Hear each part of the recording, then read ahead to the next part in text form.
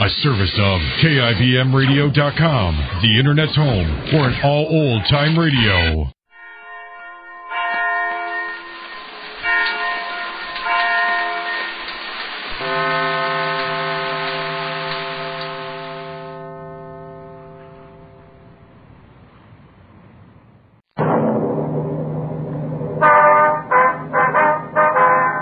Sound off for Chesterfield.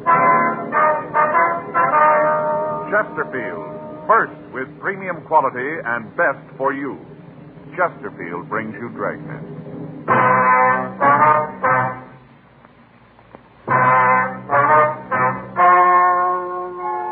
Ladies and gentlemen, the story you are about to hear is true. The names have been changed to protect the innocent.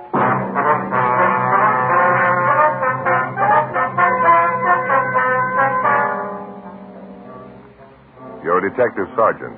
You're assigned to auto theft detail. You get a call from a truck rental service. One of their trucks has disappeared. There's no sign of the man who rented it.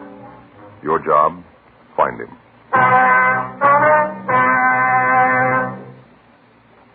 Years ahead of them all. Chesterfield is years ahead of them all. The quality contrast between Chesterfield and other leading brands is a revealing story. Recent chemical analyses give an index of good quality for the country's 6 leading cigarette brands. The index of good quality table, which is a ratio of high sugar to low nicotine, shows Chesterfield quality highest. Chesterfield quality highest. 15% higher than its nearest competitor. Chesterfield quality highest. 31% higher than the average of the 5 other leading brands. Yes, Chesterfield is first with premium quality in both regular and king size. Don't you want to try a cigarette with a record like this? Chesterfield.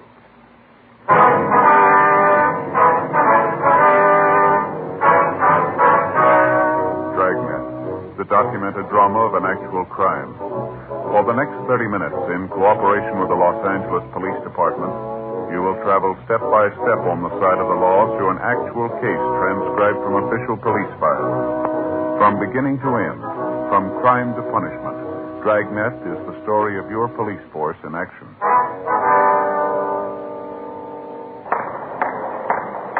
It was Monday, April 20th. It was warm in Los Angeles. We were working the day watch out of auto theft detail. My partner's Frank Smith. The boss is Captain Nelson. My name's Friday. I was on my way into the office, and it was 8:02 a.m. when I got to room 40. Auto theft. Hi, Frank. Hi. Where'd you get sunburned? Went fishing yesterday. Yeah, where'd you go? Down in Newport. How'd you do? Didn't. What do you mean? I didn't. Yesterday's the first day off we've been able to collect for a month. Yeah, I know. Last Thursday, I checked with the skipper. Said it looked like I'd be able to make it sure this weekend. So I called the place. I made reservations. All set. Gonna go fishing. Yeah. Saturday night, I got all my tackle out and took my reel apart, cleaned it, all ready, and they packed the lunch real good. Mm-hmm. I'm all set. Get up at 4:45 in the morning. I drove down to Newport. Beautiful morning, Joe. Yeah, Sun shining. Little wind, you know. Really looking forward to it. Gonna be a real day off, you know. Mm-hmm. Get down there, get on the boat. Not many people, maybe 15 or 20. Yeah, not many for a Sunday, was it? No, that's why I think I got it made. I got a place right at the back of the boat, and we shoved off. I went down to get some breakfast. You know, load up and really pull those fish in. Yeah. I got through eating, went up on deck. Where do you suppose we were? Well, I wouldn't know. Don't take a guess. Frank, I wouldn't have the least idea. All right, where were you? Right back at the dock. What? Yeah, right back at the dock. They'd gone out to the ocean, and the water was so rough they turned around and came right back. And all the while, I'm down below having breakfast. I didn't even see the ocean. Oh, well, that's too bad, isn't it? Yeah. Picked up my tackle, went over and fished on the pier. Sat there all day. Ate my lunch and fished all day. Well, how'd you do there? Pretty good, huh? All day just getting a blister on my lip from the sun. I just sat there. Yeah, well, did you catch anything? How'd you do? Skunk. Huh? Skunk, nothing. You mean you didn't catch anything at all? Oh, a couple of perch. Uh-huh. Skunk. Yeah, well, too bad. Did you check the book? My day off. I'm skunked. I got it. Auto theft Friday. Yeah. Mm-hmm. when does it go out? Yeah, just a minute. All right, what's that address again? Uh-huh. Yeah. Okay. Yeah, we'll be right there. You bet. Right. I'll get your hat. Yeah? Truck rental company out on Pico. Guy came in Saturday and rented a 2-ton from him. Yeah. Said he'd be back in a couple hours. Uh-huh. I haven't seen him since.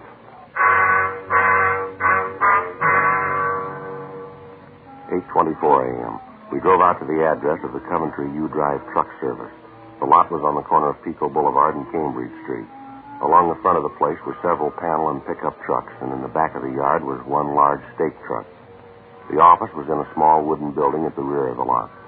We went in and talked to the manager, Mr. Stephen Cole. Tried to check him this morning when the truck wasn't back. Once the landlady said she saw him come home with the truck set. She hasn't seen him since. What's the man's name, Cole? The name he used when he rented the truck was George Summers. Did he have any identification? Yeah, he had a driver's license. I got the number here on the slip. Oh, here it is. The California license. You got to have one to rent a truck. Uh-huh.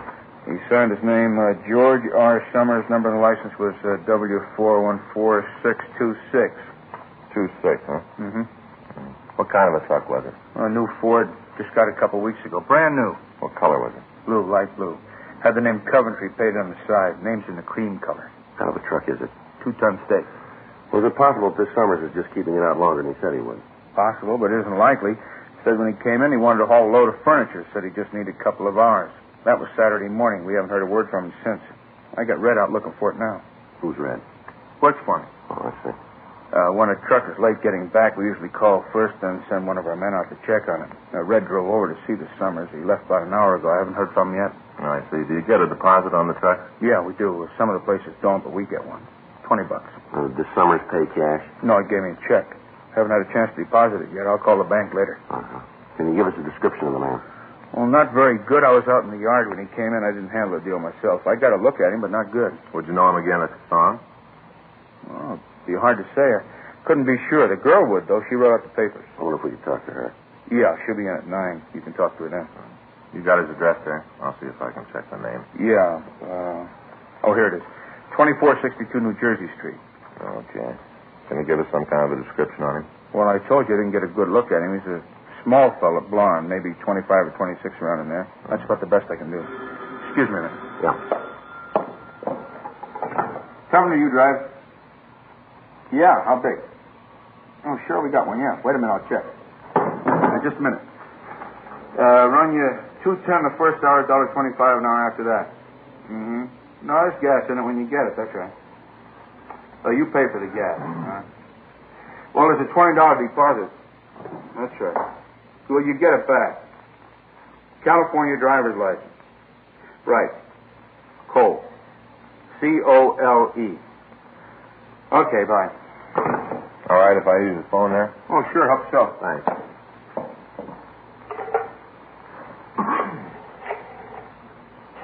Pretty busy, you right? Yes, sir. Once in a while we get kind of slow, but it seems like everybody's moving or something all the time. They're back Record deal, truck. please. Yeah, 2626. Got 3 other places, you know, around town. Mm-hmm. Hi there, it's Officer Frank Smith, 2633. Mm-hmm. Would you check the name George R. Summers, please? Well, he's described as WMA 23 to 27. Slight build. And blonde. So blonde. Mm-hmm. Possible address is given as 2462. Wonder if we could see the check he left his deposit, Cole. Sure, I got it clipped on the back of the slip. Yeah. Sure, I'll hang on. Here it is. Uh-huh. That truck is worth about $2,800 as it stands. You know? Well, you carry insurance on it, don't you? Oh, sure, it's covered, but that isn't the point. That guy that just called wants to rent a 2-ton stake. Only got 2 of them. thanks very much. Somebody else calls, I'm going to lose their rental. That's what gripes me. thanks. Probably turn out that deposit check isn't any good either. I'm out all the way around. Mm-hmm. How about it, Frank?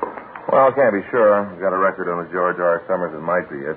Address is different, but out of 6 cards, it's the closest. Done time for possession. What's he mean, possession? It's narcotics. Oh. So how about it? You want it now? No, nothing on him. Can you give us the license number of the truck? Yeah, it's right here. I got the body motor serial number 2. Lousy phone. Here's a slip. You can copy the dope yourself. Thank you. Coventry U-Drive. Yeah. Is he there? Uh-huh. You tell me to write down here. Yeah, you bring him. Right. Well, that's it. Huh? Call was from Red. He found Summers in his boarding house. Says he's been there since Saturday night. How about the truck? According to what he told Red, he left it out in front of the house Saturday afternoon. Yeah. Came back, it was gone. 9:14 a.m. The owner of the truck rental service called the bank that the deposit check had been written on. He talked to the cashier and found that there was enough money in Summers' account to cover the check. We got a full description from Cole's secretary of the suspect. The check of the truck company records showed that he'd never rented a truck from them before. 9:46 a.m. Summers arrived at the office of the U-Drive company. We talked with him briefly and asked him to accompany us downtown. We got out a local and an APB on the stolen truck. We checked his fingerprints against the record card and got a positive identification. 10:37 a.m. We took him to the interrogation room. You ever been arrested? You know the answer to that. I'd like to have you tell us. Yeah, I fell once, did my time. I'm clean, no parole. Want to tell us about the truck deal? Sure, I got nothing to lose. I didn't have anything to do with it. All right, from the beginning. I rented it about noon on Saturday. What are you going to use it for? I had to help a friend of mine move some furniture. Now, what's the friend's name? Louise Jordan, Where she live? 2487 Clifford Street. She got a phone? No. Hey, listen, I don't want you guys going around there and giving her a bad time. According to the landlady at your place, she saw you drive away from the rooming house in that truck Saturday afternoon. Now, how about it? Yeah, how about it? What do you got to say? She's off her rocker. If she saw anybody 6'2" and even, it wasn't me. Oh, the way we get it, she was pretty sure. Well, you get it wrong. According to the record, you were picked up for violation of the State Narcotics Act, is that right? I don't write the record. If that's what it says, that's what I fell for. Well, let me see your arm. Why? I want to see your arm. Roll up your sleeve. Come on. Look, I don't like the way you guys are acting. You got nothing on me. If you got anything to say it and get it over with. You got nothing, let me get out of here. Sit down, Summers. Come on. Find a roll up your sleeve. Let me see your arm. Not going to prove anything. Roll it up. Yeah. Looks like you've been riding kind of high. It's not as bad as it looks. A lot of scar tissue. That's from before. They look fresh. When's the last time you had a pop? A long, long time ago. How long? I don't remember. You holding now? No. You got a habit? No. Nothing rough. A joint pop once in a You while. must think you're playing with kids, Summers. Why don't you stop conning us? You look like you're hooked and you know it. You're as bad as my landlady. Frank? Yeah. You want to get in touch with narcotics? See if Roxy can come over. Sure, right away. What's the deal on calling him over? Why don't you have him look at your arm, see what he thinks? He'll tell you it's like I said. Well, there's one sure way to find out. What's that? Drop you in a cell and wait. If you haven't got a habit, you won't mind. We're going to hold you anyway. For what? Story about the truck's got too many holes in it. Well, what do you mean? It's true the way I told you. That's the way it happened. You don't believe anything, do you? Yeah, the truth when we hear it. I'm giving you that. You aren't buying it. Maybe it's the way you're trying to sell it. You want to tell us what really happened to that truck? I told you. I parked it out in front of my house. When I came back, it was gone. Isn't anything more. Well, if you were home, how come your landlady says she didn't see you from Saturday afternoon on? I came in the back way. For once, the old bat was looking the other way. You mean you stayed in your room all that time? Yeah, that's what I said. What do you do for a living? You mean, do I work? That's right. No. You don't work, huh? No, I had a job, but I lost When? it. Friday. What'd you do? As a pro diver. Where'd you wash dishes? Place down on 6th. Why'd you get fired? Boss and I had a beef. What about? And he got hacked because I came in late. Roxy's on his way over, John. This Roxy? That, Roxy Lucarelli? Yeah, do you know him? Yeah, I ran into him before. Nice guy. Treated me right. He's the one that nailed you? He's one of them. I know these joy pops you've had. Where do you get this stuff? Around. Where around? Here and there. Why don't you come off it, Summers? You might think you're playing it cozy, but you're laying a big bomb here. The story you're trying to peddle us is phony all the way through. We know it, and so do you. Now, why don't you level on it? Make it a lot easier. I'd like to, Cop. Really, I would. There's just one big problem. Yeah. You're off base. You know it. You haven't got anything on me. I rented a truck. It was stolen. I'm the one that reported it. I didn't try to get away. I'm telling you all I know. You're leaning all over me because I fell once. You guys just can't stand to see anyone carry a lunch bucket for long. You got to try to make up for something, even if you have to build it yourself. But you made a big mistake this time, Cop. You haven't got anything on me that you can stick. All I got to do now is keep my mouth shut and you're up an alley. And that's what I'm going to do. You're not going to get another word out of me. All right, now tell us again about the truck. Come on. What time did you find out it was gone? You can tell us that. Did you leave the keys in the truck when you parked it? All right, mister, you're playing it smart. Let's see how long you can make it last. We'll see how it is after you've been sitting in the cell for a few hours. We'll try it again then, huh? I'm going to take my time. You do that. We got a lot of it. Sergeant Roxy Lucarelli came over from the narcotics division to talk to the suspect. Summers would say nothing. The marks on Summers' arm were fresh, and indications were that he was a narcotics user. Summers was booked at the main jail on suspicion of violation of the State Narcotic Act, a felony. Frank and I, along with Sergeant Lucarelli, went over to the suspect's rooming house. A thorough search of the place netted us nothing. We talked with the landlady, and she gave us the same story she'd given the owner of the U-Drive truck service. She said that it was possible for Summers to come in through the back of the house and get to his room without being noticed. But she told us that there'd been several phone calls for him on Sunday, and that when she'd knocked on his door, there'd been no answer. 5:30 p.m. We checked back into the office and found that there'd been no replies to the broadcast we'd gotten out on the truck. We ran Louise Jordan, Summers' girlfriend, through R&I, but we found no record on anyone answering her description. We drove out and talked to her, and she verified the suspect's story about moving the furniture. A meeting with the district attorney's office decided that there was not enough evidence to bring Summers to court on the narcotics charge and not enough to issue an indictment for the theft of the truck. He was released from custody. In the next 3 weeks, we got reports of 4 more trucks being stolen. The M.O. was the same as with the Coventry U Drive theft. In each instance, the persons involved were checked out, but the leads we came up with led us nowhere. Additional M.O. bulletins were gotten out warning all operators of U-Drive agencies to be on the lookout for a thief or thieves unknown. Another 2 weeks passed. The thefts continued, but the thieves had switched their method of operation. They were now stealing privately owned automobiles from parking lots and in front of homes. Thursday, June 4th, Frank and I checked into the office. I got it. Auto theft Friday. Yeah, please, put it through. It's Al Gaten from San Diego. Yeah? Yeah, hi, Al. Uh-huh. When?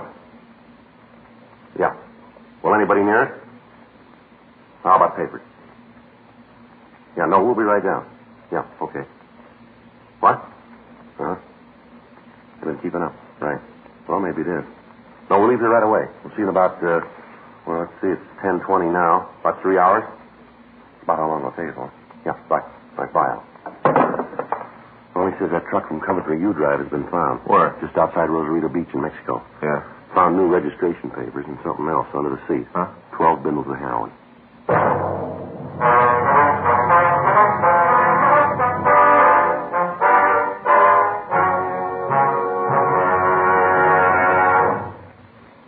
You are listening to Dragnet, the authentic story of your police force in action. Chesterfield is best for you. Listen to Chesterfield's record. For a full year and 2 months, a doctor has been making regular examinations of a group of Chesterfield smokers, and he reports no adverse effects to the nose, throat, and sinuses from smoking Chesterfields. Don't you want to try a cigarette with a record like this? Chesterfield. First with premium quality in both regular and king size. Chesterfield. First choice with Young America. And that's from a survey of 274 colleges and universities. Try Chesterfields today. Remember, Chesterfield is America's best cigarette buy.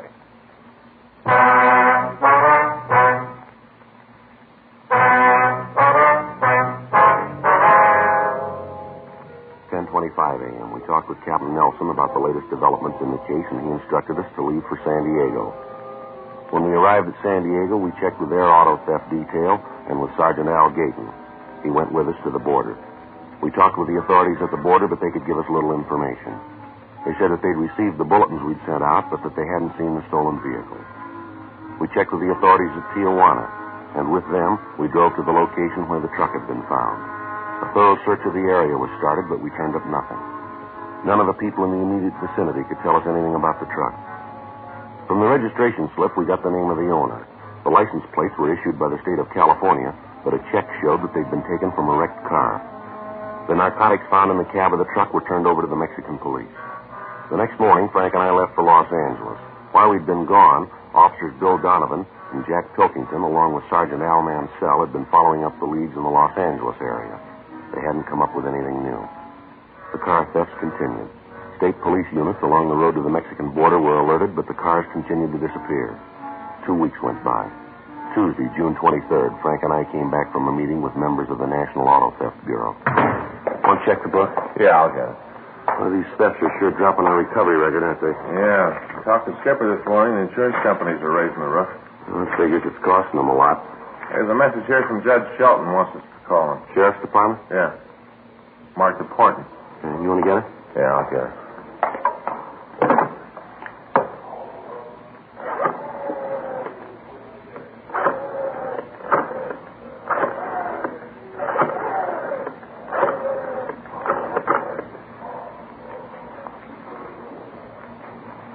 Narcotics please. Yeah, Judge Shelton there? Yeah, thanks. He's there. Hey, Judge, it's Frank Smith over at Autofest? Yeah. Well, why do you think that's it? Yeah. When are you going to meet her? Mm-hmm. Okay, we'll be right over. Right, goodbye. Anything? Yeah, Judge got a call this morning from a girl. Said she's been invited down to Mexico. Yeah. Says two of them are going down to pick up some heroin. Yeah. Where do we fit in? Girl told Judd they'd be driving a stolen car.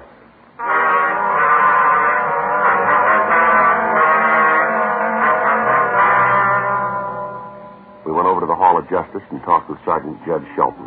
He told us about the call he'd received. He said that he was supposed to meet the girl at 3:30 that afternoon, and he wanted to know if we wanted to accompany him. We told him we did, and at 3:15 p.m., the three of us walked into a bar on West 7th. We waited for the girl to arrive. 3:46. Here she comes. The bar? Yeah. Hi, Jed. Sir, I'd like you to meet a couple of friends of mine. Sarah Collins, Frank Smith, Joe Friday. How do you do, Hi, sir? Stu. Sit down, Barry. Thanks. Can I get you anything? Sandwich, cup of coffee? No. I could use an old-fashioned, though. Tell him to give you a big piece of orange. Okay, I'll get it. Excuse me. Sure.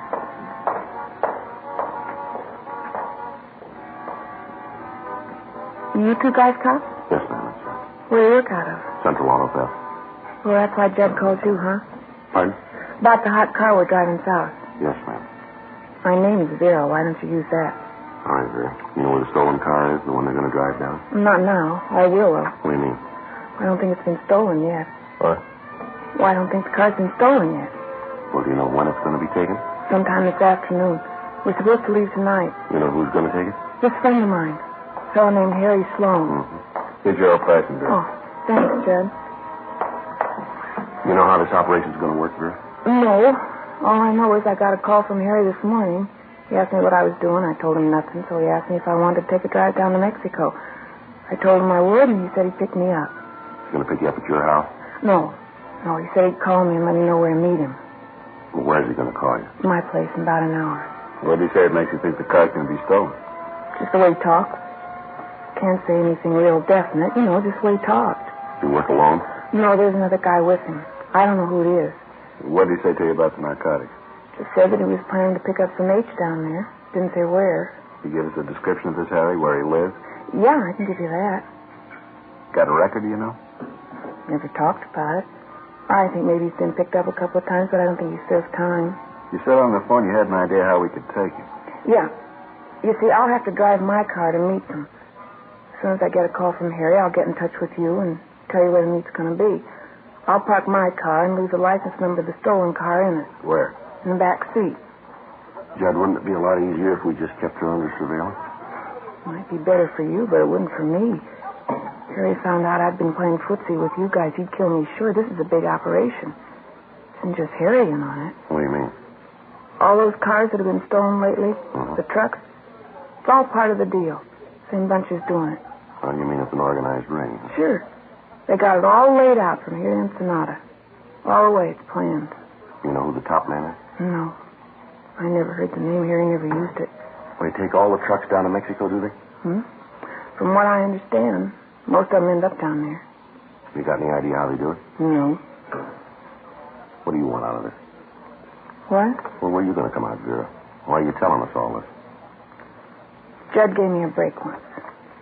This is my way to pay him back. Harry doesn't mean anything to me. I don't care if you get him.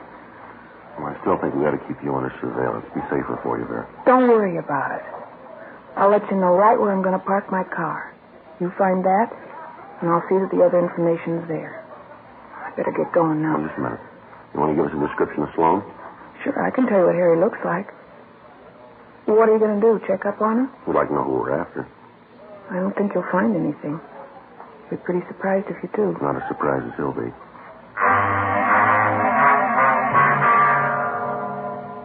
We got the description of Harry Sloan and called the office to check the name. There was no record of anyone answering his description. Vera Collins was unable to tell us anything about the second man in the operation. She went back to her home and waited for the phone call from Sloan. We returned to the office and waited for her to contact us with the information about the stolen car. At 5:15 p.m., we got a call from her saying that her car would be parked somewhere within a 16-block area. From Washington Boulevard to the north, Adams Boulevard to the south, from Crenshaw Boulevard to the west, and Arlington Avenue to the east. Frank, Judge Shelton, and I drove out to the area and began to cruise the vicinity. We spent the next hour looking for the car. When we were sure that it was not in the designated area, we began to expand our search. At 6:37 p.m., we found the car parked on a small side street near St. Charles Place, 12 blocks outside the designated area. We searched the car and found a slip of paper in the back seat. It said, Chevrolet sedan, blue color, 1C33272. We'll try to stall Harry on way to Tijuana. It was signed Vera. We got out a local and an APB with special attention to the Border Patrol on the car, asking that if it was found abandoned, to place a stakeout on it and to notify us immediately. It was 7:02 p.m. when we started to drive to the Mexican border. We kept in constant radio contact with Sergeant Al Gayton at the border, and he told us that the suspect's car had not crossed over yet. 10:37 p.m. We drove through National City and took the road to Tijuana. Just south of Chula Vista, we picked up a car that matched the description of the stolen vehicle. How about it, Joe? Yeah, it matches. Frank, can you get a little closer? Yeah, I think so. Different license plate, Judge. Probably switched to cold plate. That's why they haven't been spotted before. You see him yet? Yeah, it's the Collins woman, all right. Want to take them now? Yeah. I'll get the sign.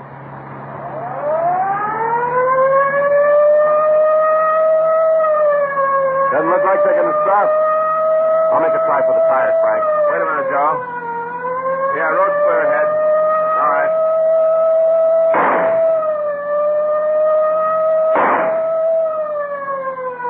They're slowing down.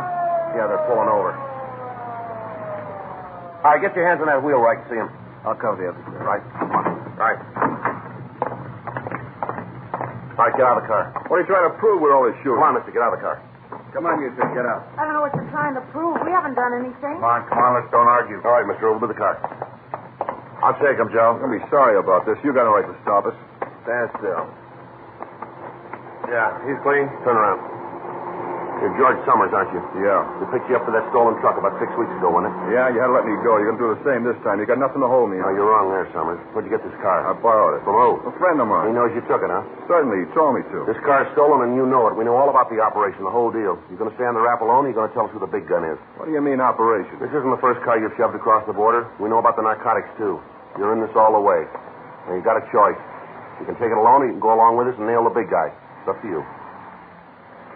Wouldn't do any good if I told you who he was. I can't prove anything on him, neither can you. You'll never get him, never. Is that right? Sure, he told me so. Cops will never get me. Those are his words. That's what he said. Well, that's not new. Huh? You said the same thing.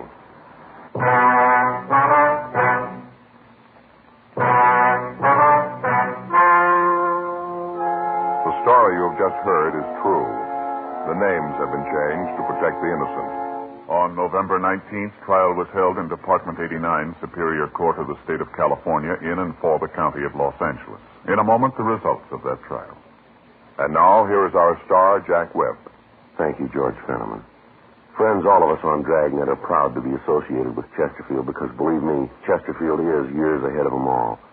You just can't beat a cigarette that was good to begin with and keeps getting better all the time. But, of course, you can't find out how much you'll like them until you try them. That's what we'd like you to do. Try a couple of packs of milder Chesterfield, regular or king size. I know you'll agree that Chesterfield is best for you.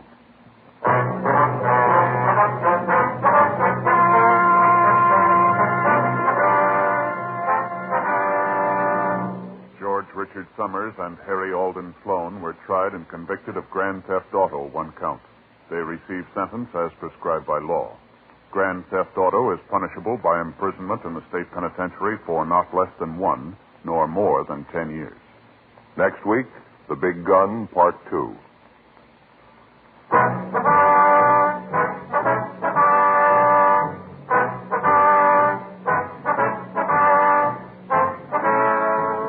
You have just heard Dragnet, a series of authentic cases from official files.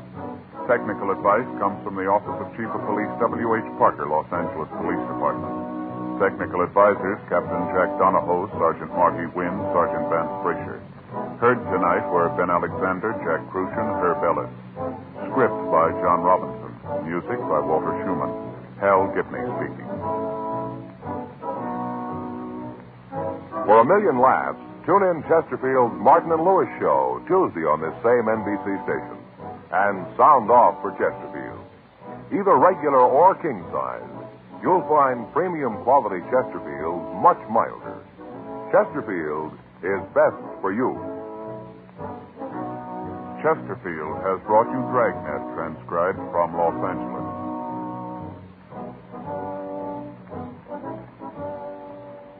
Now, new Fatima has the tip for your lips.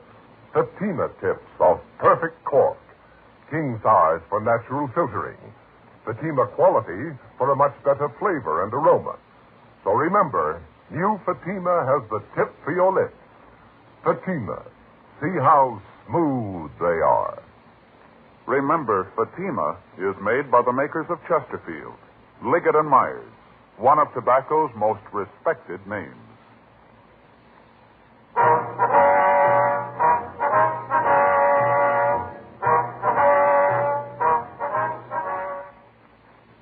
Tonight, it's adventure with Barry Craig on NBC.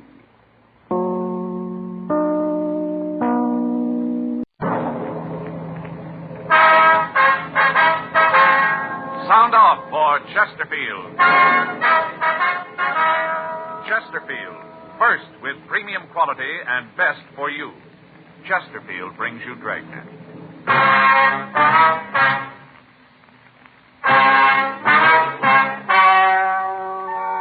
Ladies and gentlemen, the story you are about to hear is true. The names have been changed to protect the innocent.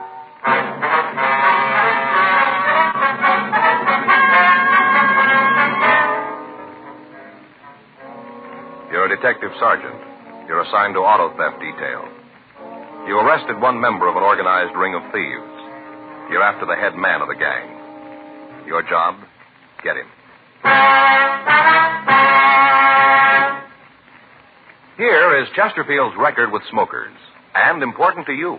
No adverse effects to the nose, throat, and sinuses from smoking Chesterfield. That's the report of a doctor who has been examining a group of Chesterfield smokers for a full year and 2 months. Don't you want to try a cigarette with a record like this? Chesterfield. First with premium quality. Chesterfield.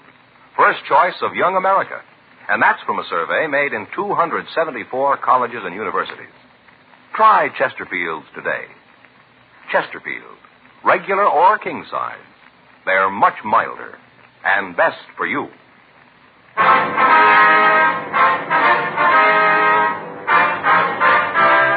Dragnet, the documented drama of an actual crime. For the next 30 minutes, in cooperation with the Los Angeles Police Department, you will travel step by step on the side of the law through an actual case transcribed from official police files. From beginning to end, from crime to punishment, Dragnet is the story of your police force in action.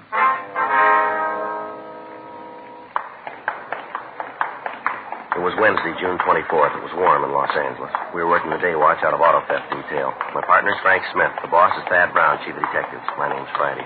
We were at the main jail, and it was 8:14 a.m. when we got to the second floor, the interview room. Sit down, Sloan. Yeah. Right there.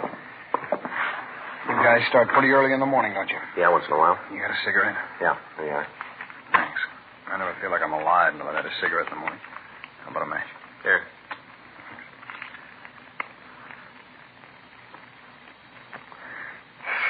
There's nothing like it, that first cigarette. All right, what's this all about? You know that as well as we do. A few questions we want to ask. All right, go ahead, ask. What's your part in the setup?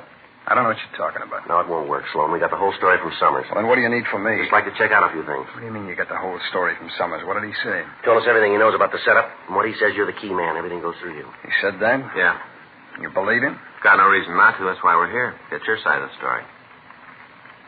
How much he tell you? Said everything he knows. Yeah, that figures.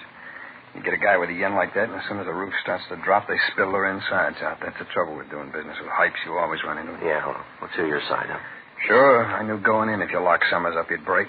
Just a matter of time before he started seeing things and talked all over the place. Why don't you do a little of the same? I got no choice. Where do you want me to start? How about the beginning? As good a place as any, I guess.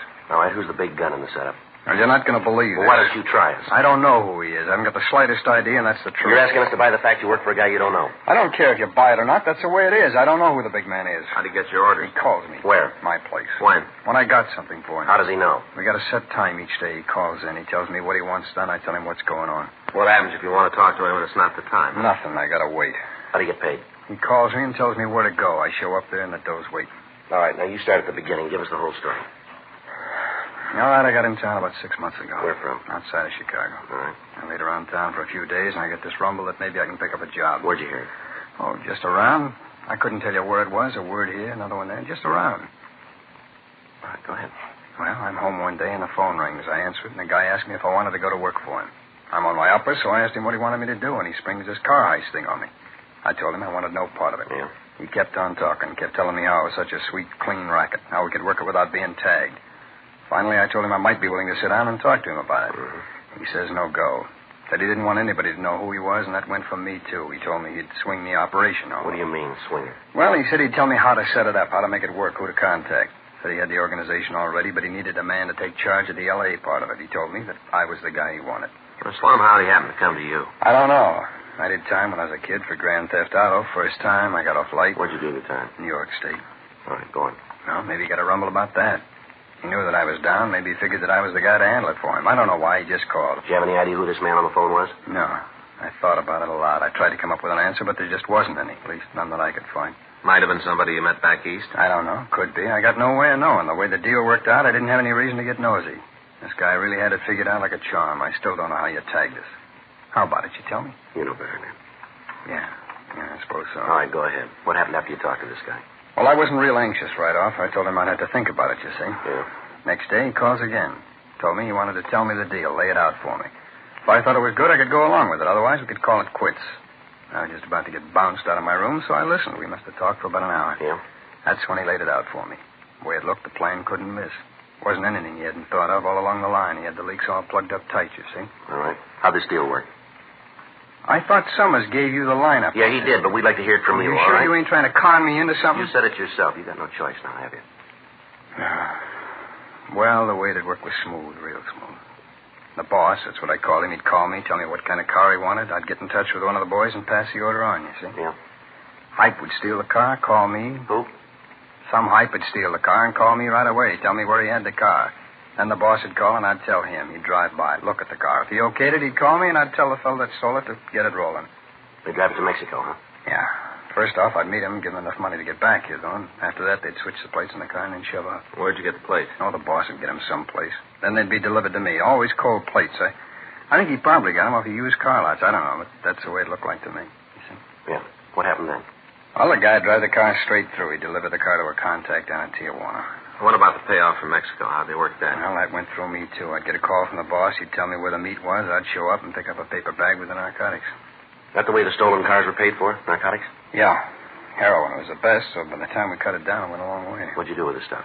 Well, some of it I'd use for paying off the hype that lifted the car, and the rest went on to the boss. How'd you get it to him? He'd call me, tell me where to leave it. Maybe an alley downtown, a telephone pole on Central. Once in a fountain right in front of City Hall. Every time, though, it's a different place. Yeah. Is it possible any of the others might know who he is? I talked to him. None of them know. I don't think they're holding out. Yeah. This boss, he ever say anything that could let you know where he was calling from? No. How about his voice? You get anything from that? What do you mean? You have an accent, something like that? No, nothing. He talked just like you and me. There's one thing, though. What's that? He's been around. He knows the tricks. He knows about me, everything I've ever done. The way he talks, you know he knows all the rackets. Mm-hmm. He ever sent you anything through the mail? Oh, what do you mean, like with the postman? That's right. No. A couple of times he sent me a batch of plates to use on the cars, but they come by messenger. One of the companies here? No, just a guy. I asked them who sent them, but they couldn't tell me. Couldn't or wouldn't? I ain't sure, but I really don't think they knew. It's always a different guy each time. Never the same one twice. You got some of the plates around? No, we used the last one on the car last night. When does the boss usually send them to you? Depends on how many cars we've taken. He keeps track. When we're out of cold plates, another batch of them shows up. It depends on the cars, you see. How about the other men working with you? The ones here in town? Will you give us a list of them? If I do, it makes me a pretty big think. If you don't, it's going to make you big trouble. I suppose so. There's nothing you guys can promise me for this, huh? You know the answer to that, too. We can see that the district attorney's office knows about the help you gave us. That's all we can do. It's better than nothing. Okay, I'll give you the names. Now, when this goes to trial, we can figure you'll be a witness for the state? Against who? Well, this boss, whoever he is. Sure, if you can get him. I don't think you will, though. Is that right? Sure, it stands to reason. I worked for the guy and never got to see him. He ain't going to want to see the police. Well, he's a little like you, isn't he? Huh? He's got no choice. We got the list of names from the suspect, and then we checked with Captain Carl Shy, Narcotics Division. He assigned 2 men to work with us on the case. We got in touch with the Sheriff's Department and filled Sergeant Judge Shelton in on the developments. A call was put into Al Gayton at San Diego, and he said that he'd get in touch with the Mexican authorities and line up the cooperation we needed from them. The name of the contact in Tijuana was given to them, but they were unable to locate the suspect. We asked the Stats Office to make a new run on the M.O. of the auto thefts in an attempt to come up with a new lead on the head of the ring of thieves. They turned up 6 leads that were checked out. They netted us nothing. We got in touch with the State Highway Patrol, and we worked out a system to intercept any cars that might be stolen in the future by the same gang. The plan was that in the event we received a call regarding a stolen vehicle, we'd put it on the air with the heading of the code word Alex. This would alert all police officers between Los Angeles and the Mexican border. The men named for us by the suspect Harry Sloan were all taken into custody. Further interrogation netted us no new information. In the meantime, the leader of the gang had apparently succeeded in setting up a new group of thieves and was operating again. The thefts continued through the next month. During that time, all precautions were taken to keep the stolen cars from getting to the border, but the speed with which the gang operated made apprehending them almost impossible. The radio operation with patrol units along the highway was tried, but by the time the cars were reported stolen to us and we were able to get a broadcast out on them, they were already across the border. Thursday, July 30th, Frank and I checked into the office. I'll check the book. Right. Anything? No, it's a call here from Faye, that's all. The skipper sure hacked about this thing, huh? Can you blame him? No, I suppose not. He's got a lot of people leaning on him. I don't know, Joe. It's about time the brakes start falling on our side. Well, we've been saying that for a long time, too. It doesn't seem to do much good. Even when we do nail the big gun, we're going to have to prove it, and that isn't going to be easy. Yeah. The way he's got it worked out, it's going to be awful tough to build a case that'll stick. Well, he doesn't handle the narcotics. He doesn't handle the money. All he does is okay the jobs. Yeah, but there's got to be an outlet for the heroin. Well, where's he getting rid of it? That's a good question. You know, we've been trying to come up with the answer a long time. No rumbles, informants don't know anything. I get it.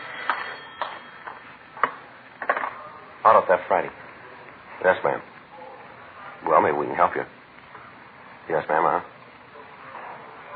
Well, yes. Well, could we meet you? Oh, no, ma'am. You won't be involved. Yeah, well, what's that address again? Yeah. Yes, ma'am. We'll be there.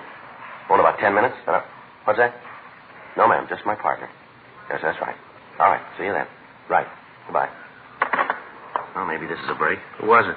Woman. She wouldn't give us her name. She said that wasn't important. She wants us to meet her. What about? Something to do with used cars.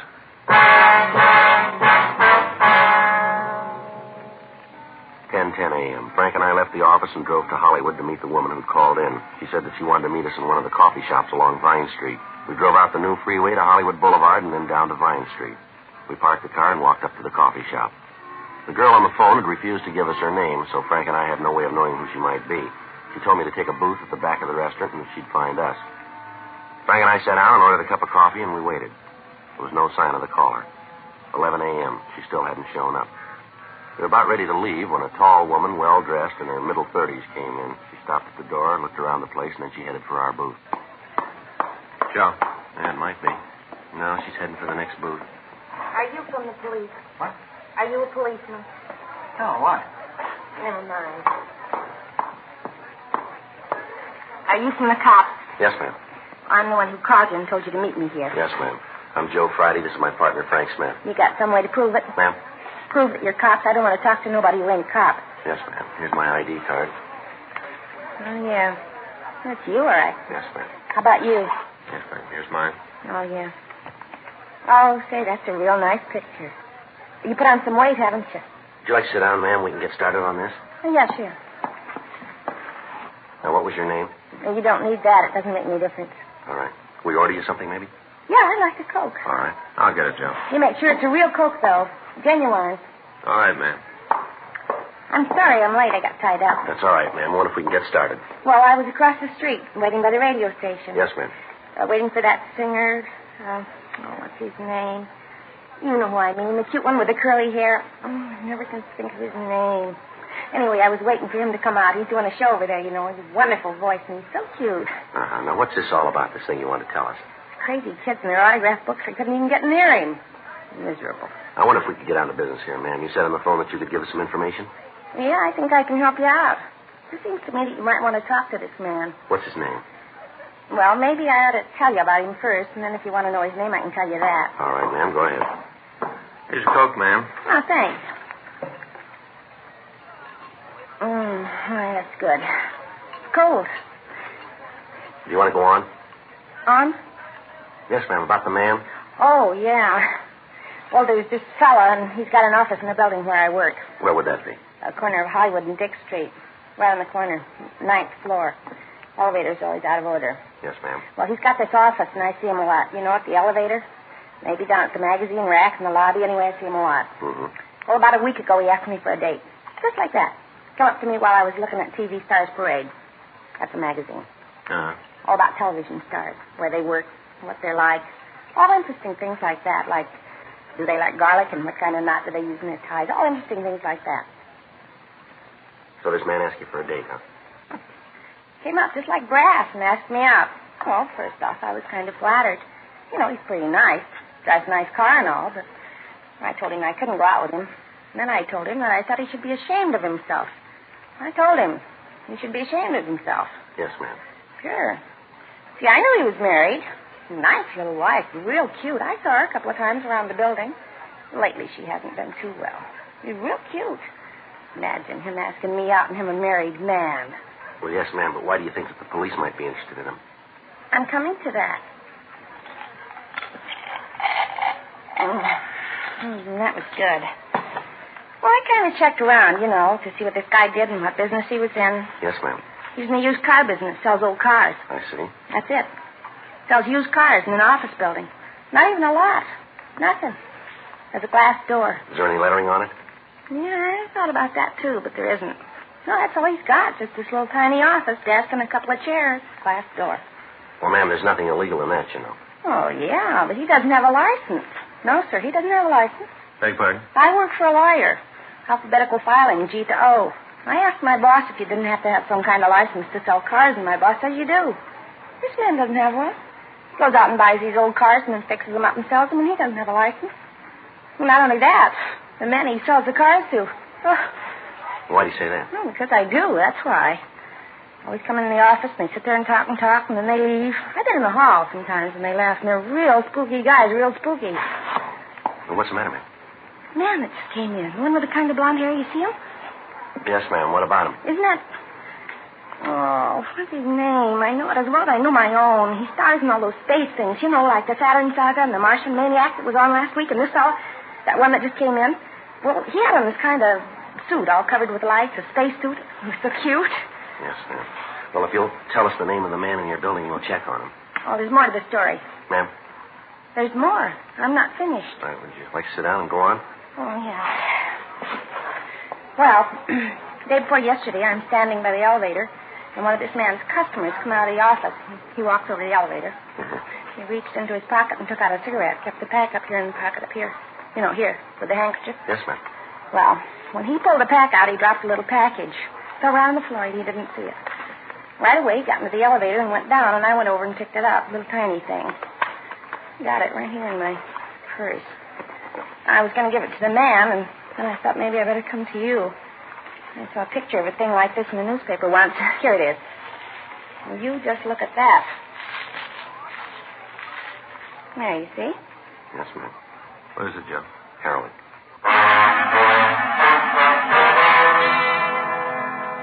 11:40 a.m. We continued to talk to the woman. She gave us the name of the man who ran the used car agency in her building, Ralph Holland. She also gave us a description of him and a description of the man she'd seen drop the narcotics. We went back to the office and checked the name through R&I. Holland had a record listing one arrest on suspicion of violation of the State Narcotic Act. The date of the arrest was August 17th, 1937. He'd been released for lack of evidence. We checked the name in the phone book and came up with a business and a residence address. He lived with his wife in a large tract out in the San Fernando Valley. 1:15 p.m. Frank and I drove out to talk with Holland's neighbors. They told us that the family was known and respected throughout the area. None of them could recount any actions that might cause suspicion.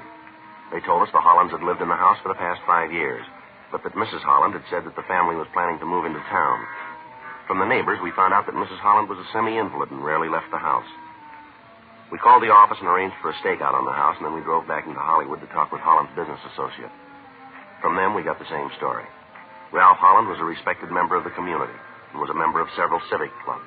None of his friends could tell us much about his business activities. We did learn, however, that Many of his friends couldn't figure how the family could live at the scale that they did. They said that Holland had a good business, but they couldn't see how he could afford the new cars that he drove or the new house he was planning to move into. 5:46 p.m., we checked back into the office and talked with Captain Nelson. Well, it should take us a couple of days to get the information back from the banks. Yeah. In the meantime, we got a lot of walking to do. Yep. It's going to be tough. Well, Skipper said we could have all the help we needed.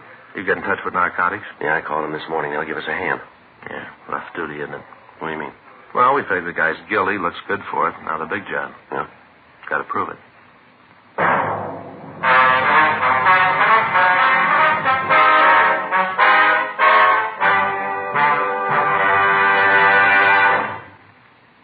You are listening to Dragnet, the authentic story of your police force in action. Years ahead of them all. Chesterfield is years ahead of all cigarettes. Chesterfield quality is highest. Here's the proof. Recent chemical analyses give an index of good quality for the country's 6 leading cigarette brands. The index of good quality table, which is a ratio of high sugar to low nicotine, shows Chesterfield quality highest. Chesterfield quality highest. 15% higher than its nearest competitor. Chesterfield quality highest. 31% higher than the average of the 5 other leading brands. Don't you want to try a cigarette with a record like this? Chesterfield. First with premium quality and best for you. Try Chesterfield today. Regular or king size.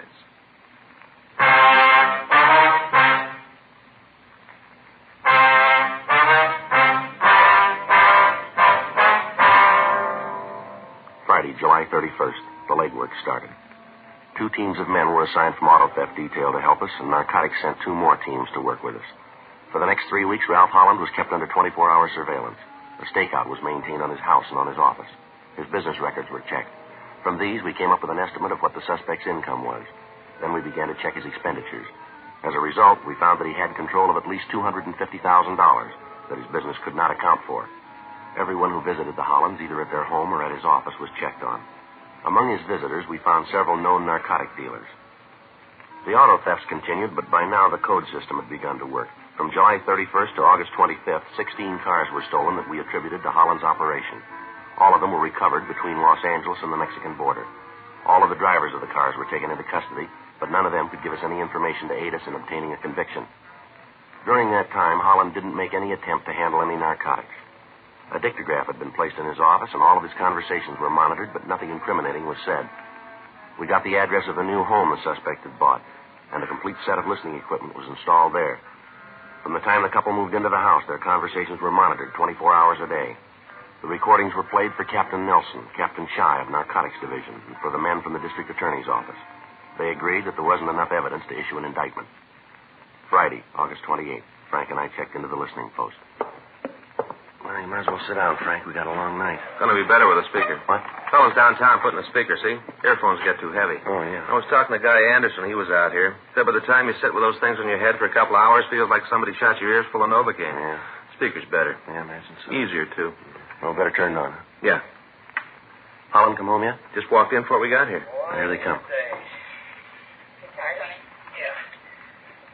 How about a drink? I'll have one with you. Oh, I'll fix it. Sounds like they're in the living room, huh? Yeah. You want to take a trip with me? Where to? Oh, I thought maybe we'd drive down south. Yeah, I figured I'd go to Mexico. Oh, I got it, honey. And anybody else to send. Things been rough lately. Been picking the boys up as fast as I can find them. Why did you call it quits? You've made enough. Just about to do that, honey. That's the last trip. I'm glad of that. Honey, I don't like it. Maybe I'm just getting jittery, but I swear there have been men watching the house. Here. Thank you, Ben. Oh, you're just getting jumpy, honey. There isn't anybody watching and anybody who knows about it. I'm glad you think that. I'm not too sure anymore. There's nothing to worry about. We're clean. This is the last trip. After that, we call it quits, okay?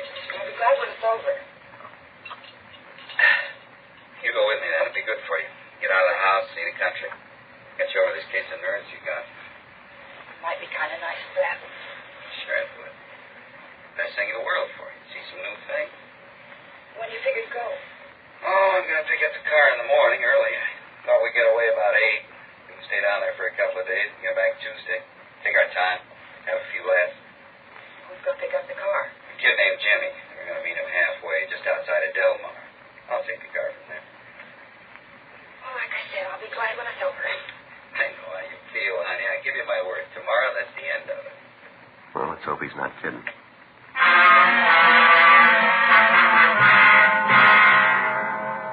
The following morning at 6:30 a.m., Frank and I, along with the men from Narcotics Division, were parked down the street from the Holland home.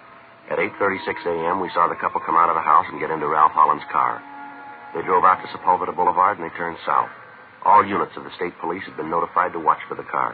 Members of the sheriff's department were stationed along the road just outside Del Mar. If we could take Holland into custody while he was in the possession of a stolen car and confront him with the stories of the two suspects we picked up earlier, George Summers and Harry Sloan, we felt that there was a good chance that he might confess.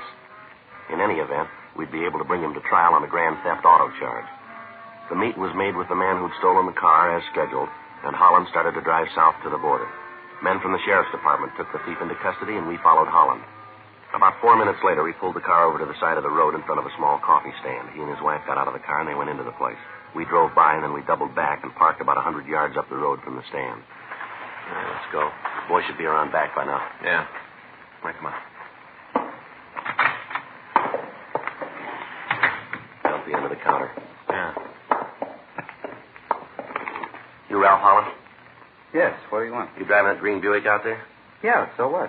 Wonder if we could see the registration papers on the car. What for? Police officers. We'd like to see the registration papers.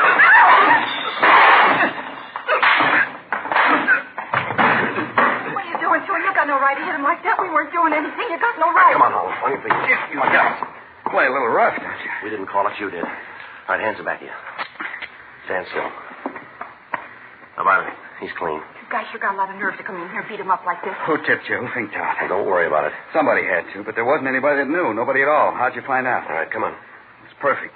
All the way around. Where'd I go sour? When'd I make the mistake? When you started.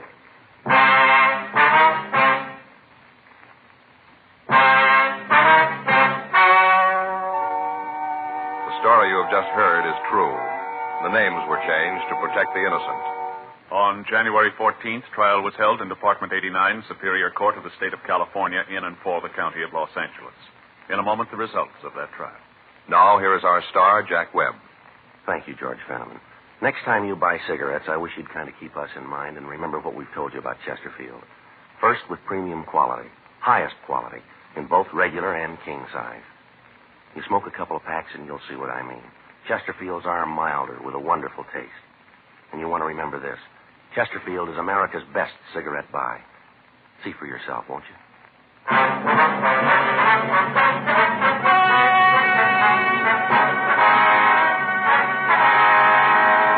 Ralph P. Holland was tried and convicted on 12 counts grand theft auto. His wife, Mildred R. Holland, was tried and convicted of 1 count grand theft auto. 7 other members of the gang were apprehended and brought to trial on the same charges. They all received sentences as prescribed by law. Grand theft auto is punishable by imprisonment in the state penitentiary for a period of not less than 1 or more than 10 years. 4 suspects were apprehended and tried on charges of violation of the State Narcotic Act of felony. They were convicted and received terms as prescribed by law. Violation of the State Narcotic Act of felony is punishable by imprisonment in the state penitentiary for a period of not less than 1 nor more than 6 years.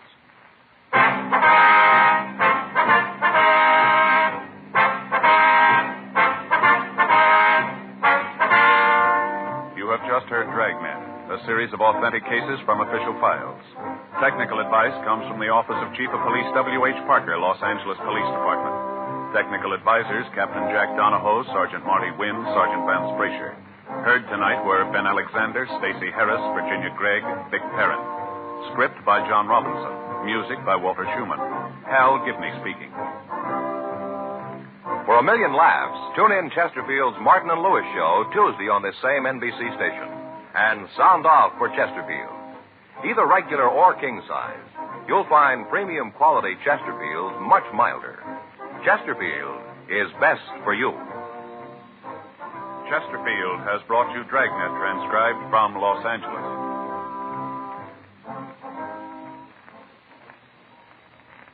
Now, new Fatima has the tip for your lips.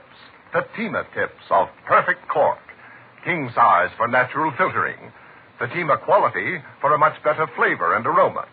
So remember, new Fatima has the tip for your lips. Fatima. See how smooth they are. Remember, Fatima is made by the makers of Chesterfield, Liggett & Myers, one of tobacco's most respected names.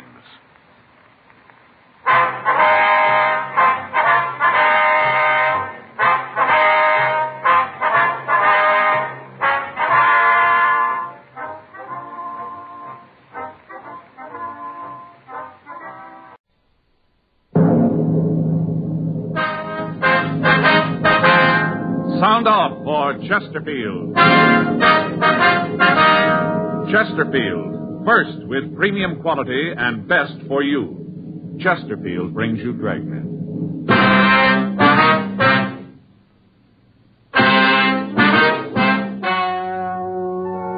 Ladies and gentlemen, the story you are about to hear is true. The names have been changed to protect the innocent.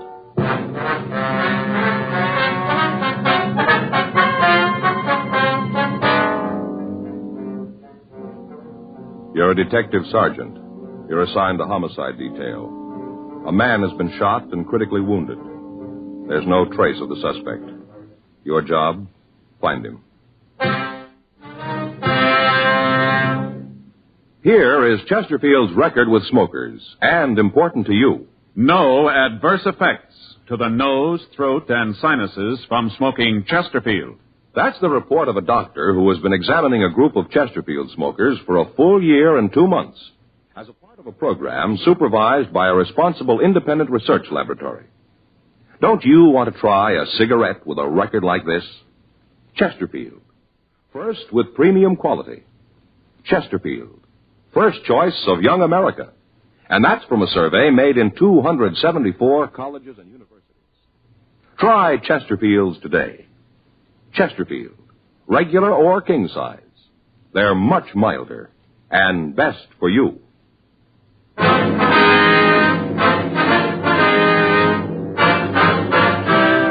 Dragnet, the documented drama of an actual crime. For the next 30 minutes, in cooperation with the Los Angeles Police Department, you will travel step by step on the side of the law through an actual case transcribed from official police files. From beginning to end, from crime to punishment, Dragnet is the story of your police force in action. It was Sunday, April 26th. It was raining in Los Angeles. We were working the night watch out of homicide detail. My partner's Frank Smith. The boss is Captain Norman. My name's Friday. I was on my way back to the office, and it was 11:44 p.m. when I got to room 42. Homicide. Hi, Frank. Hi. Anybody call? Yeah, Lope called. Wants to know if he left his overshoes. No, I didn't see him. It's quit raining anyway. What are you doing there? Just a minute, Joe. What's the scale for? The needle's bent. And what are you doing? Here, weighing my stuff. You're what? Weighing my stuff. Oh, yeah. I guess everybody ought to know what his stuff weighs, huh? Yeah. Let's see. Get my gun. Better take the bullets out first. What are you doing that for? Weigh them separate, Joe. Keep track. Yeah, that's right. Now, the bullets. Uh-huh. Handcuffs.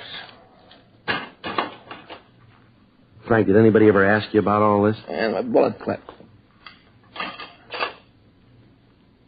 Look, I'm a member of the club here, too. What's this all about? Pencils. 4?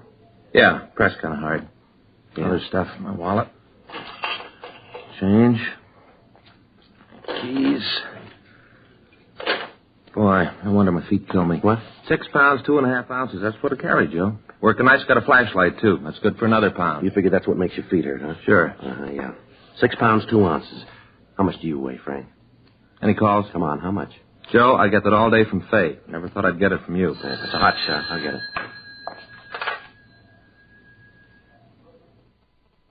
What do you got? Shooting on East Berendo. 11:45 p.m. We swung out of the City Hall garage and headed south on Main Street. The streets were still wet after the rain. Code 3, red light and siren. And even with that, driving a fast car is no picnic. You can be wrong at every corner. Big buildings to block off the sound of your siren. Cars to shield the red light from oncoming motorists. It's no fun. There'd been a shooting and we had to get there. As Frank and I swung around the last streetcar on Main Street and picked up Berendo, we heard the police radio operator dispatching ambulance G13 to the address we were headed for. We didn't know what direction the ambulance would come from, them, so for the next few blocks we drove with added caution, knowing that our siren would keep us from hearing theirs. 5 blocks ahead through the mist, we could see the red lights of a police car parked at the curb. A radio car in the area had gotten the call and answered it immediately. It was 11:52 p.m. when we pulled up in front of 1981 East Berendo. The large house was dark. 2 neighborhood women stood in the driveway and directed us to the back of the house where we found the officers from Unit 1A6. We checked with them and got the information that they'd come up with. They suggested that they canvass the immediate area for any information on the assailant. Frank and I went in through the back door of the house. The victim lay on the floor. He was unconscious and bleeding profusely. His head was held in the lap of another man. Are you the doctor? No, sir. We're police officers. The ambulance is on the way here. If I could just stop the bleeding. It's his chest. Do you know who did this? No. Has he been conscious at all since you've been here? Just for a second. Did he say anything? Well, I heard the shot and came right over. He was laying here on the floor, right here. Poor guy. Yes, sir. Did he say anything? Help me. That's all he said. Help me. I didn't know what to do. I got this towel from the sink and tried to stop the bleeding. This and my handkerchief, that's all I had. Can't do much, but I had to try. I had to keep pressing. That's all I could think of. Keep pressing. Try to stop it. Yes, sir. Do you feel all right, sir? Oh, yes, I'm all right. Got to help him.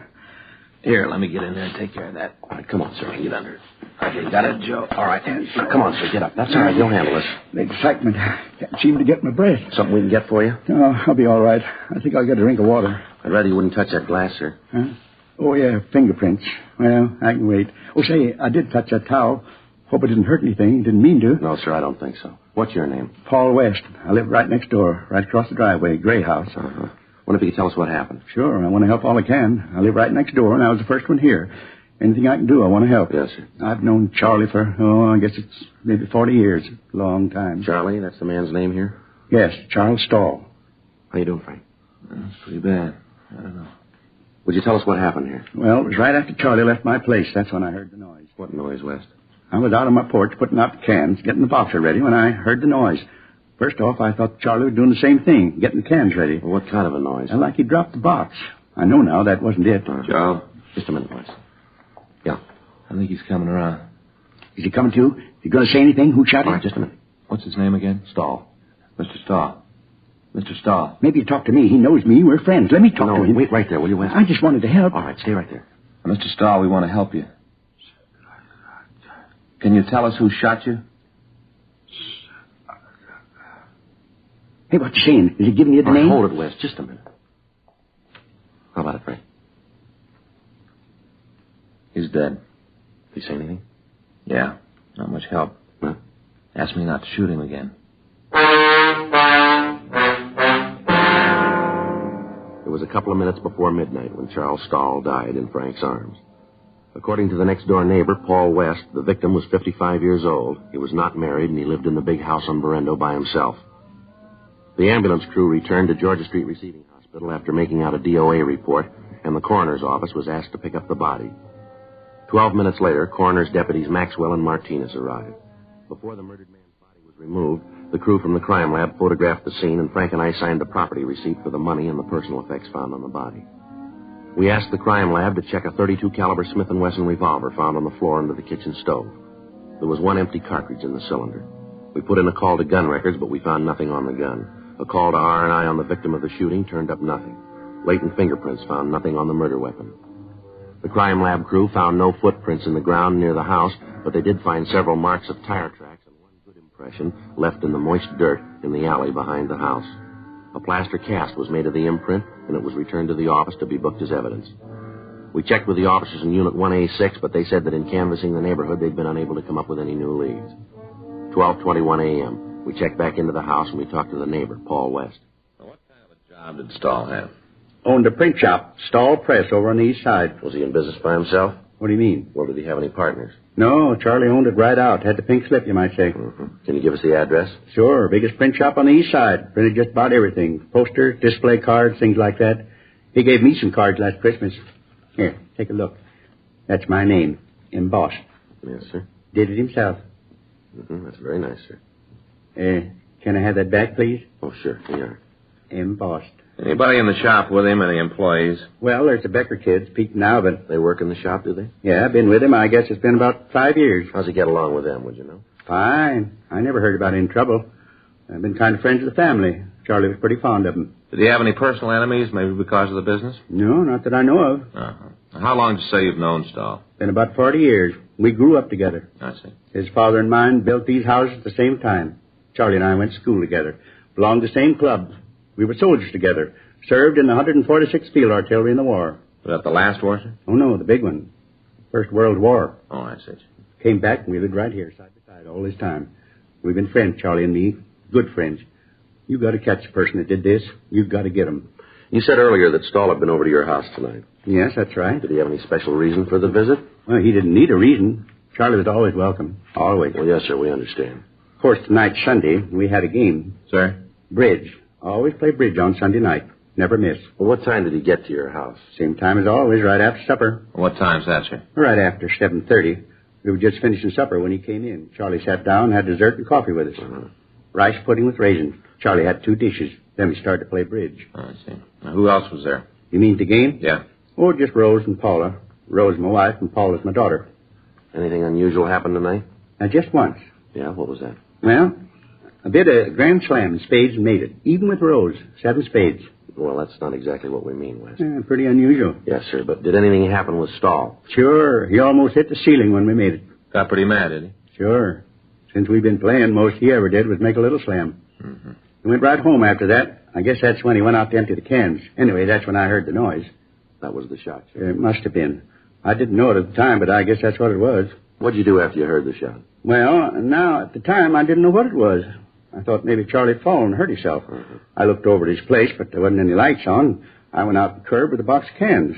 Came back, and I didn't see Charlie, so I walked over. I see. I called to him and asked if he was all right. Didn't get no answer, so I came in. Found him right on the floor, where he was when you came in. You're the one who put in the call, is that right? Yeah, I called the operator and told her to get an ambulance right over that Charlie had been shot. Told her to send a policeman. Now, what time was it when Stahl left your house, Jim? Oh, it must have been about 11:15 or so. Earlier than usual. We always play almost to midnight. I guess Charlie got miffed about the grand slam I made, and then Paula kidded him about the woman. What woman is that? Oh, it wasn't anything. I went out and looked. Nobody there. Sir? A couple of times Charlie thought he heard a woman coughing outside the window by his house. I went over to the window, looked out there, but there wasn't anybody there. Well, did you hear this coughing? No, not really. After Charlie started talking about it, I thought I did, but when I went out to look, there wasn't anybody there. His imagination, that's all. He was mad because of the slam. Well, did you hear anything at all when you were out and back? Huh? Well, when you went into Stahl's house, did you hear anybody around? A car, maybe? Something like that? No, not a soul. Wes, could somebody have gone out the front of the house when you came in the back? Wouldn't seem it could be. I'd have heard him if they did. Well, then you'd say that whoever shot Stahl wasn't in the house when you went in, is that it? Pretty sure about that. Of course, they might have left before I went in. Sir? Well, I'd already took the box of cans out the front after I heard the noise. If there's anybody in the house, they could have gotten out then. But you didn't see anybody, did you? No, nobody at all. Do you know if Stahl has any relatives in Los Angeles? No. He hasn't, huh? Hasn't got any place, none at all. Always kind of worried him. Why is that? Well, he used to say he didn't have any folks to leave his things to. The house, print shop. Mm-hmm. He made a will, though. All legal with a seal and all. Official. He used to talk to me about it. I see. You know who the beneficiary was, would you? Not now. What? Well, I knew who it was, but he said he was going to change it. Said he was going to put a new name on. Well, did he say whose? Nope. Just said I'd be surprised. We looked through the victim's desk for the will. In one of the bottom drawers, we found a locked tin box. In a box of paper clips, we found a key that fit. In the top liner of the box, there was a Purple Heart ribbon and an American Victory Medal from the First World War. In the bottom of the box, there were several government bonds and the will. In it, he left the house and the rest of his possessions to a Mrs. Margaret Becker. The print shop and the business he left to Mrs. Becker's sons, Peter and Alvin. The will was dated 3 years previously. On a separate piece of paper, we found an address for a Mrs. Margaret Becker, the Lone Star Motel on Sepulveda Boulevard. 12:40 a.m. We affixed the public administrator's seal, which the coroner's deputy had left with us, to the door of the victim's house. We talked with the wife and daughter of the neighbor, Paul West. They confirmed the story he'd given us. On the way to talk to the Becker woman, we stopped and called the office. They checked the name through R&I, but they came up with no identification. We called Sergeant J. Allen at the crime lab, and he told us that the tire marks found in the rear of the victim's house were made by 3 B.F. Goodrich tires and 1 truck tire. He said that the cast they'd made was of the truck tire, as it was the only one they could lift, and that it was made by the left front wheel.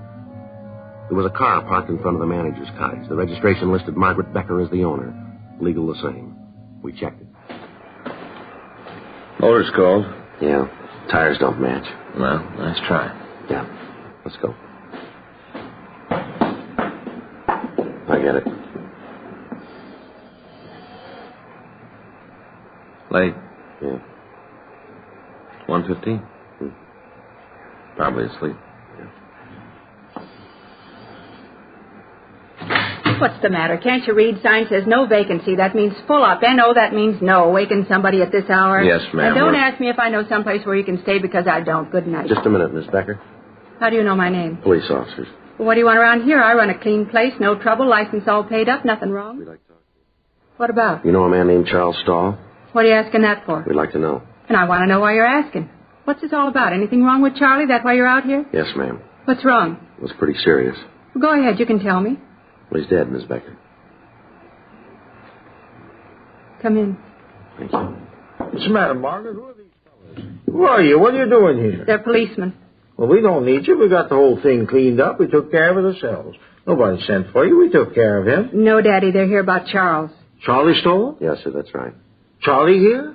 Well, where is he? He's not here, Daddy. Something's happened to him. What? He's dead. Dead? Charlie? Yes. Well, how did it happen? An accident? No, sir.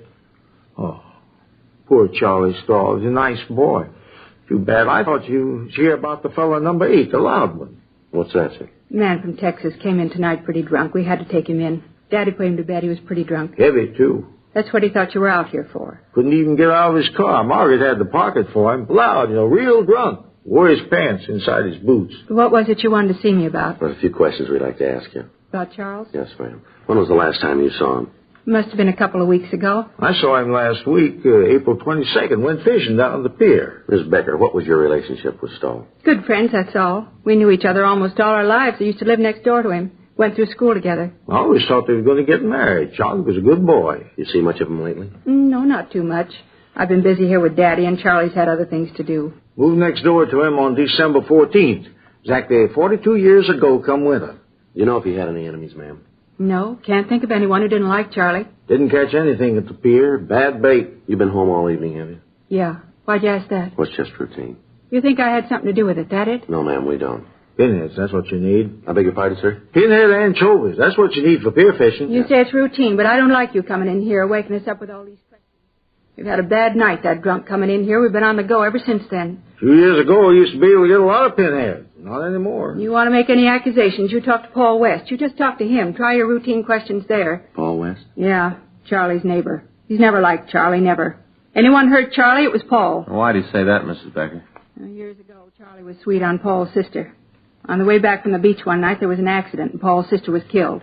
Never forgave Charlie. Always held him to blame. Well, why was that, Miss Becker? Charlie was driving. Paul hated Charles for it. Now the thing with the daughter. Paul didn't like that either. Somebody did something to Charlie. You routine the man next door. You talk to Paul West.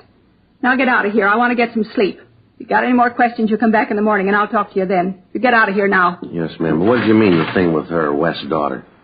All right. I'll tell you that, then you've got to get out of here. Yes, ma'am.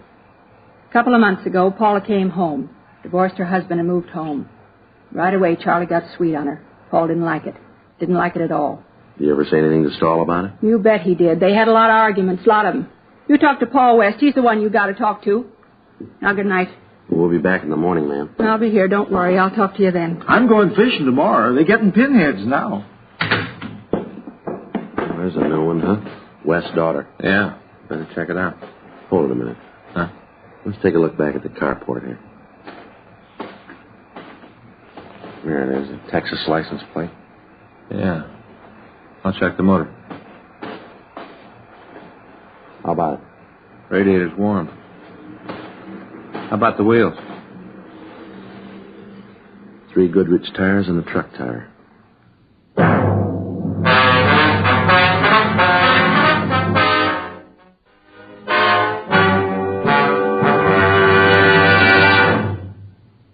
You are listening to Dragnet, the authentic story of your police force in action.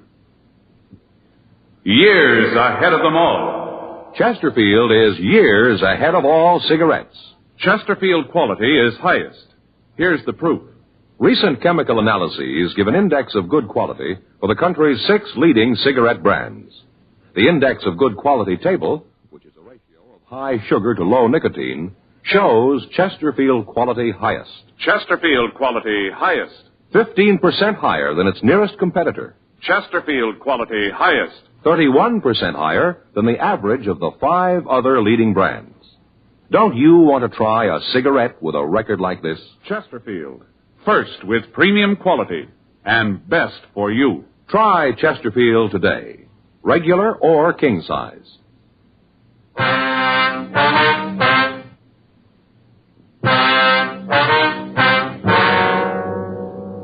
The information we'd gotten from the crime lab gave us the make of the tires that had left the imprints in back of the victim's house.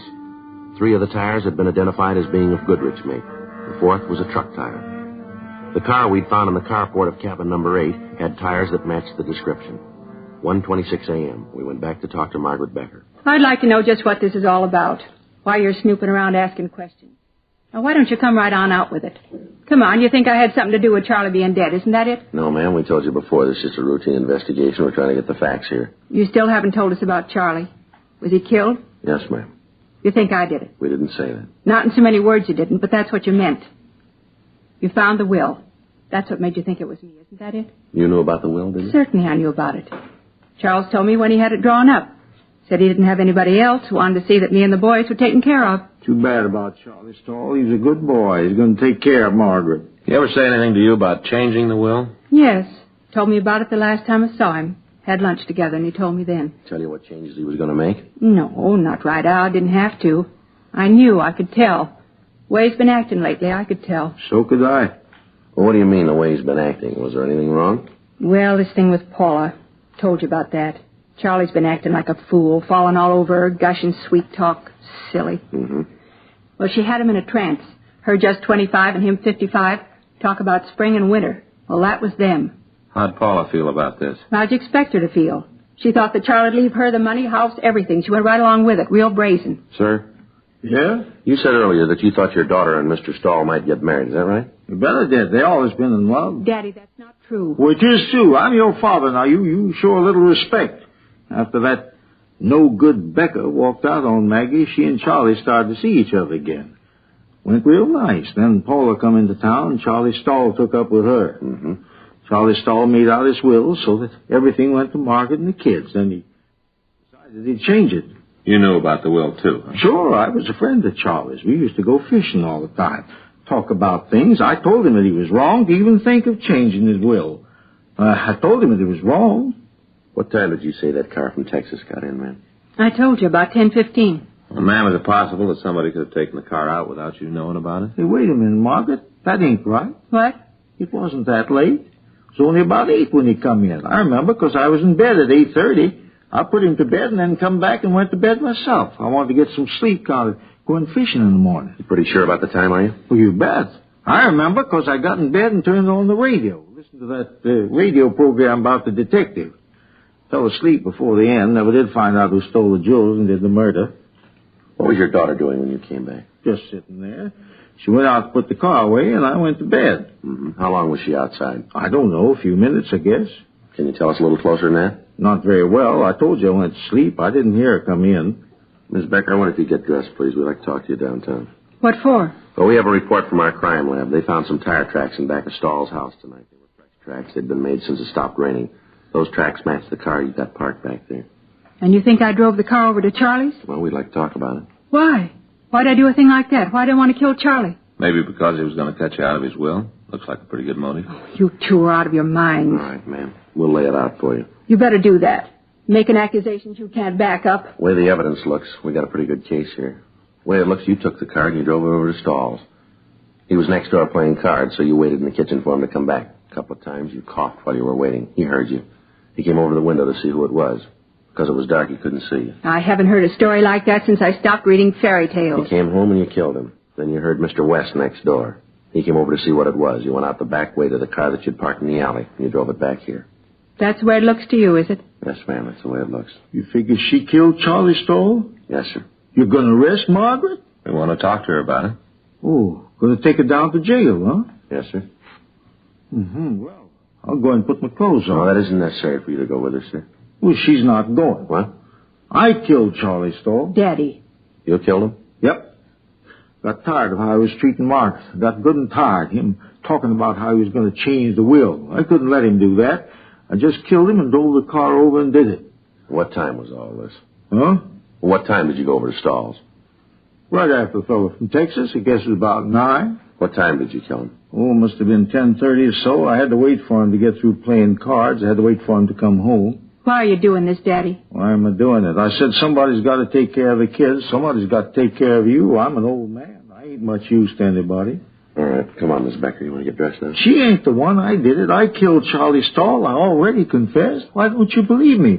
Why don't you arrest me now? I did it. No, I'm afraid not. You got the times a little mixed up. Stahl wasn't killed at 10:30. No, he's just trying to help me, but he doesn't have to. Him and me were both here all night. Neither one of us left. I was in bed and asleep at midnight. Why do you say that? What? Why do you think Stahl was killed around midnight? I didn't say that. You said that you were home and in bed by midnight, didn't you? Just a figure of speech. I think I've talked enough to you. I don't have to say anything more. I'm going to see a lawyer about it. You got no right. I'm the one that did it. I'm the one. Why'd you kill him, Mrs. Becker? You want to tell us? Get old, nobody believes you. How about it, Miss Becker? I'll get dressed. You did kill him then, huh? Yes, I did it. Wasn't because of the money, though. You got to believe that. It wasn't because of the money. Yeah. I loved him. Deep in my heart, I loved him. Always did. Even when we were kids. I thought he was going to marry me. Then he met Paula. You shouldn't have done it, Margaret. I loved him and he didn't want me. He wanted Paula. You know what that's like? What's that? Love somebody and them not want you. Begins to eat at you. Pretty soon you can't stand it anymore. That's why I did it, not for the money, you understand. I just wanted him. Yeah. Just him, that's all I wanted. Not his money, you believe that? I never wanted his money, I just wanted him. You believe that? Well, it really doesn't make any difference, does it? How do you mean? You didn't get either one.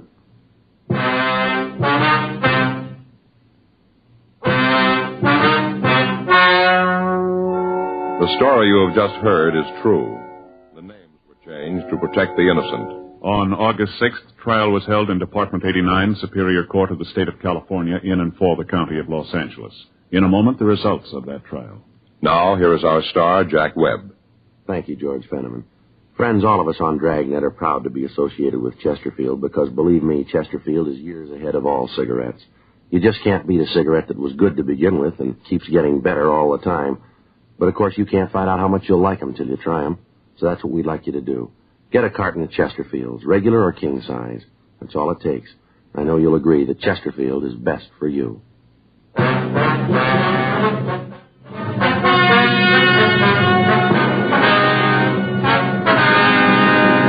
Margaret Alice Becker was tried and convicted of murder in the first degree.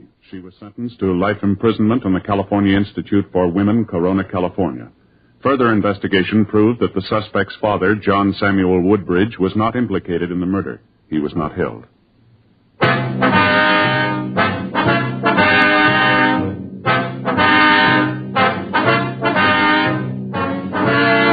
Heard Dragnet, a series of authentic cases from official files.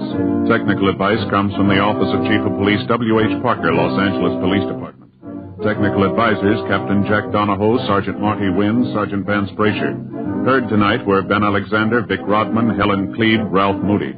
Script by John Robinson. Music by Walter Schumann. Hal Gibney speaking. For a million laughs, tune in Chesterfield's Martin and Lewis Show, Tuesday on this same NBC station. And sound off for Chesterfield's. Either regular or king size, you'll find premium quality Chesterfield's much milder. Chesterfield is best for you. Chesterfield has brought you Dragnet, transcribed from Los Angeles. Have you tried new cork-tipped Fatima? It's the smooth smoke. Here's why. New Fatima tips of perfect cork, king size for longer filtering, and Fatima quality for a much better flavor and aroma. Remember, Fatima has the tip for your lips. Try new Fatima. See how smooth it is. Fatima is made by the makers of Chesterfield, Liggett & Myers, one of tobacco's most respected names.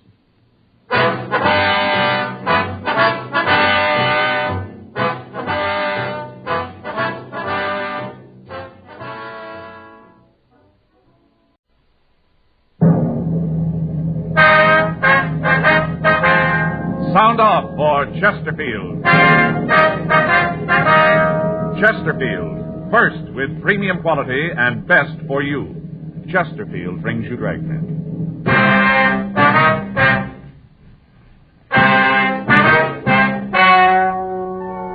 Ladies and gentlemen, the story you are about to hear is true. The names have been changed to protect the innocent.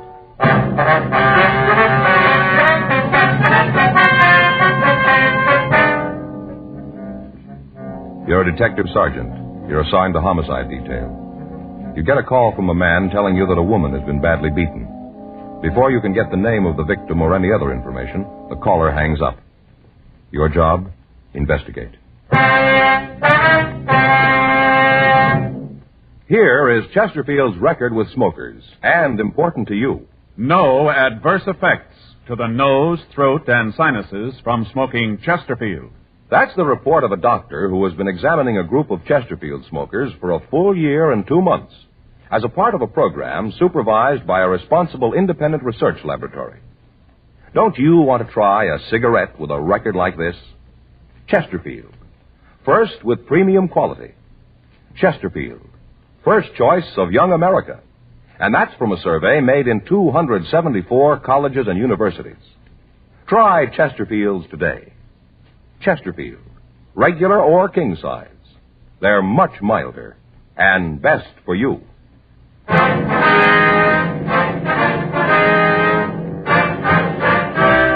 Dragnet, the documented drama of an actual crime. For the next 30 minutes, in cooperation with the Los Angeles Police Department, you will travel step by step on the side of the law through an actual case transcribed from official police files. From beginning to end, from crime to punishment, Dragnet is the story of your police force in action. It was Friday, June 10th. It was hot in Los Angeles. We were working the night watch out of homicide detail. My partner's Frank Smith. The boss is Captain Lorman. My name's Friday. I was on my way back from the main jail, and it was 8:10 p.m. when I got to room 42. Homicide. Frank? Yeah? Wait a minute, I want to talk to you. I'm not going anyplace. Oh. Well, I talked to Evans. I couldn't get any more out of him. The arraignment's still set for the 14th, isn't it? Yeah, that's right. Hey, can't you settle down for a minute and stop that pacing up and down? What's the matter? Something on your mind? On my leg. Oh, something wrong with it? Not a thing. Just walking. Well, I wish you could manage to stand still for a minute. I'm getting a little bilious following you around the room. You know how far it is from here to the business office? What do you mean? How far? Oh, it's just across the hall. Is that what you mean, 25 feet? No, you're wrong. It's 1/210th of a mile. Oh, that's good to know. It's 1/6 of a mile to the crime lab, including the stairs. 1/8 of a mile to Sal's Cafe. 4 trips to R&I equals 1/4 of a mile. Never knew that, did you? No. Our grand total tonight so far is over 6 miles, and we're only half through. What do you think of that, Joe? Well, what's it all prove? Well, this is a walking job we got.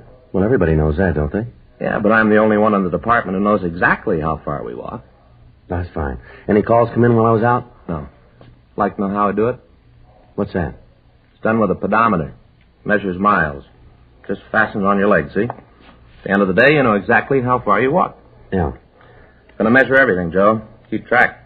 Gonna know exactly how far everything is. What for? Somebody might want to know. Who? I get it. Homicide, Friday. Yeah. Now, what's that address again? Yeah. Right. Now, we got one to roll on. What do you got? Ambulance follow-up, Westlake area. Yeah. Woman's been beaten. 8:14 p.m. We left the city hall and drove to the address we'd been given. 8674 Cambria Street was a large private home that had been divided into apartments. The house was quiet and there was no sign of any disturbance. There was a woman sitting in a glider on the front porch. We went up and talked to her. Something I can do for you? Police officers, ma'am. We got a call that there'd been some sort of trouble here. What kind of trouble? A woman had been beaten. Is that right? It must be some kind of joke. Nothing like that here. You sure you got the right address? The one we were given, ma'am. You got an apartment 104? Yeah, the last one back on the left. Rockmans live there, Mr. and Mrs. We'd like to see the apartment. Go ahead. Anything happened around here, I'd know about it. I'm the landlady. Anything happened, I'd know about it. Go ahead, you won't find anything. Thank you very much, ma'am. Here it is. I'll get it.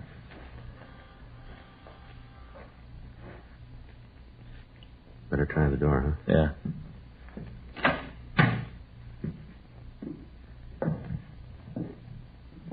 Nobody here. Looks like they had a party, huh? I'll check the back.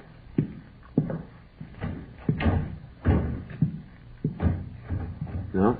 No one out there. Coffee on the table's cold. You find anything? Where's that door go, ma'am? Bedroom. Joe, this girl on the bed. No. Yeah, really worked her over, huh? How about it? See if I can find her pulse here. Yeah, she's still alive. What is it? Something happened to Hazel? Joe? It's pretty bad. Both eyes black, bleeding. Is this Mrs. Rockman here? Yeah, it's Hazel. What's wrong? Where's her husband? I don't know. When'd you see him last? Well, about 5 minutes ago. Where was that? On the front porch. He just walked out.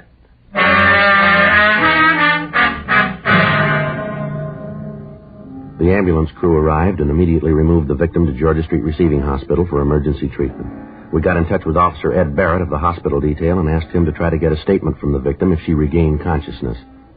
We locked the door to the Rockman apartment to preserve any physical evidence we might need, and then we went down and talked to the landlady, Mrs. Ruth Baker.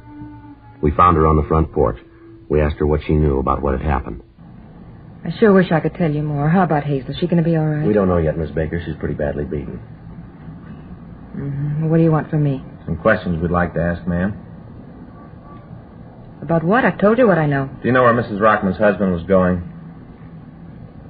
No, I don't. I don't much care either. Did you see anything at all when he went out? Not a word. Just walked out in a sort of daze, like a trance, sort of. He didn't say anything at all to you? I just got through telling you that he didn't. Yes, ma'am. Mr. and Ms. Rockman fight often, would you know? No, not any more than any married couple. Miss Baker. Yeah? Wonder if you can give us a description of Mr. Rockman? Description? Yes, ma'am. Tell us what he looks like. You figure he did that to Hazel, huh? That's what we want to talk to him about. What kind of description do you want? About how tall is he? About as tall as he is? That'd be 5'10", huh? If that's what you are. How much would you say he weighed? Wouldn't even make a guess. I don't notice things like that. Yes, ma'am, but would you say he was medium build or heavy? I'd say medium. Not too heavy, not too skinny. Medium. What color's his hair? Black. How about his eyes? Brown. Real dark brown. You wear glasses? No. Was he clean shaven? What do you mean? Well, do you have a mustache? No, he had one a while ago. He tried to grow one, but Hazel made him take it off. It never grew real well. Little scraggly thing. What was he wearing when you saw him last? Shirt and pants. Could you tell us what color the shirt was? No, and I can't tell you what color the pants were either. It's dark out here. I didn't pay much attention when he left. Just thought he didn't feel well. Sick from the party. All right, Miss Baker. May I use your phone? Sure, help yourself. It's in the living room, right inside the door to your left. You can't miss it. All right, ma'am. Thanks. I'll call this in, Joe. Right. You know, Miss Baker? Yeah? Does Mr. Rockman drink much? Why do you ask that? Well, I wonder if there might be some bar in the neighborhood that he might have gone to, maybe? No, he doesn't drink much at all. Once in a while, he and Hazel have a glass of wine before dinner. You know, sharpen the appetite. Just a glass of wine before dinner. Mm-hmm. And you haven't any idea where he might have gone? Not the slightest. Does he have any relatives in the city? I can't answer that. You mean you don't know? Must have some people someplace. Most of us do. But I'm not the kind of person who pries into the private lives of my tenants. They pay their rent, no loud parties, and I don't bother them. Now, about this party tonight. Yeah, what about it? Was there any trouble? Not that I knew about. You didn't hear anything? Any loud talking? Any arguments, maybe? Nope, I wasn't at the party. Wasn't invited. Hazel gave it for her Tony friends. Going to play bridge. I wasn't there. Yes, ma'am. Could you tell us who was there? Never been able to get the hang of the game. Don't like cards. Chinese checkers, that's my game. Never could understand bridge, so I wasn't invited. Well, can't you give us a list of the people who were there? I suppose. Why do you need it? We'd like to talk to them. Well, I guess it'd be all right to give them to you. How's Hazel? You heard yet? No, ma'am. Sure a terrible thing. Not that maybe she didn't deserve it, but it's sure terrible. Why do you say that, Miss Baker? What do you mean, why do I say it? I say it because it's true. No other reason to say something. Yes, ma'am, but what do you mean? Just that it was bound to happen. Somebody was bound to haul off and slap her mouth shut one of these days, the way she talked. Ma'am? Accusing. Always accusing. Thought everybody in the world was after her. Always tell me that she knew about me, that I wasn't fooling anybody. The words she'd use. And they're supposed to be so Tony. Well, did she have any enemies around her? Anyone to make her think that, would you know? Well, she didn't have any right-out enemies. There were several people who didn't like her. They thought she was too snooty for them. I call the office, Joe. They're putting out a broadcast. Did you check him? Yeah, nothing on him. Mm-hmm. Hope it's all right, ma'am. I left your number in case they want to reach us. Sure, it's all right. Can you give us the names of the people who were at the party tonight, ma'am? Yeah, there was Lily Davis, the Harrises, and there was some fellow with Lily that I never saw before. You know where we can get in touch with them, do you? Well, the Harrises live up in 203, and Lily has an apartment 105 right across from the Rockmans. She ought to be able to tell you something. Don't know if it's going to be the truth, but she'll think of something to tell you. Yes, ma'am. Is she a good friend of Mrs. Rockman's, do you know? Oh, you bet. They're thick as thieves. Always having little lunches by themselves, talking secrets, buzzing around. Thieves. Myself, I never took to Lily. I always thought she was kind of wild. Divorcee, you know. All right, Miss Baker, thank you very much. We'll be in 105 if there are any calls. Appreciate it if you'd let us know if Mr. Rockman comes in. Don't mention to him that we're here. Mm-hmm. All right. That was 105, you said? Yeah. Better talk to this Davis woman, huh? Yeah. Maybe she can tell us where Rockman is. Yeah. 105. Here it is.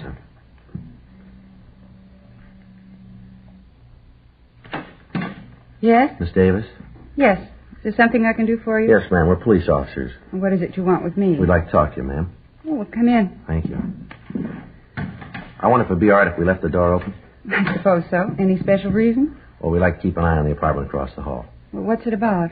We understand that you know the Rockmans pretty well. I suppose so. Why? You have any idea where Mr. Rockman might be? No, I don't. Isn't he across the hall? No, ma'am, he isn't. Well, I don't know where he is. Have you talked to Hazel? No, ma'am. Well, why don't you ask her? She should know. We were wondering if you could help us out. No, last I saw of him was when he left their place. Uh-huh. Say, I wonder if you'd mind if I went ahead with what I was doing. Ma'am? It probably seems silly to you, but it's a hobby of mine. Wire sculpture. Silly, but it gives me a chance to relax. Yes, ma'am. Well, you go right ahead. I don't think I got your names. Well, my name's Friday. This is my partner, Frank Smith. How do you do, How do you do, Smith, ma'am? Mr. Friday? Well, what's all this about?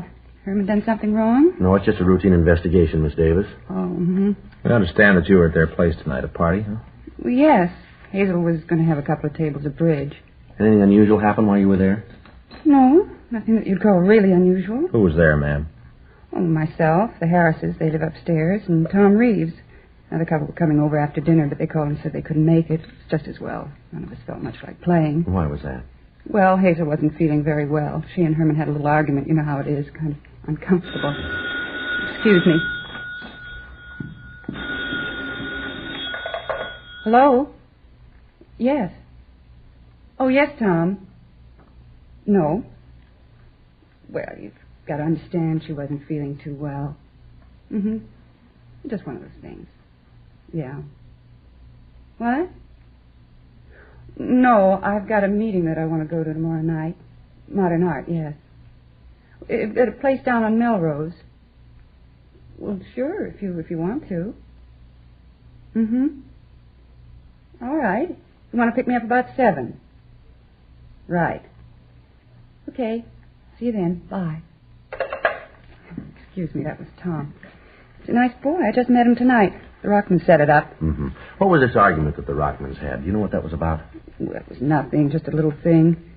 Hazel hadn't been feeling well lately. It's awfully easy to set her off. I guess sometimes Herman doesn't realize it. Yes, ma'am, but what caused it tonight? Well, you see, Hazel's been thinking that there was somebody been following her, spying on her. She told Herman about it tonight.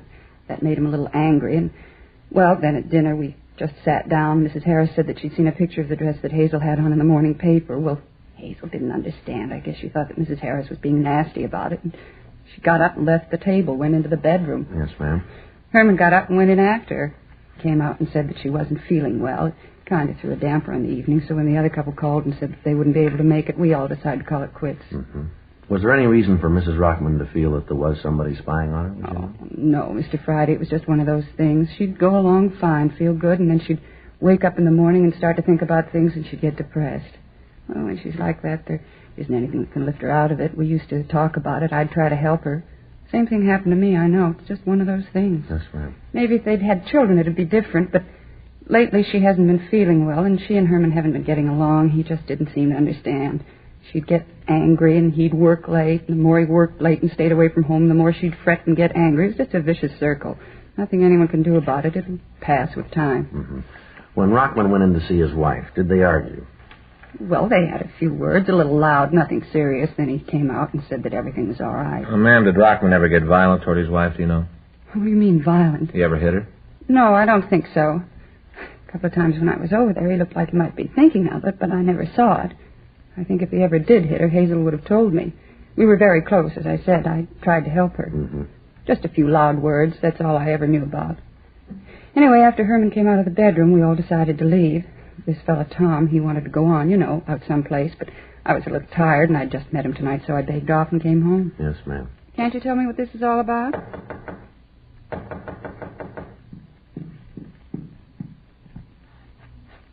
Miss Davis?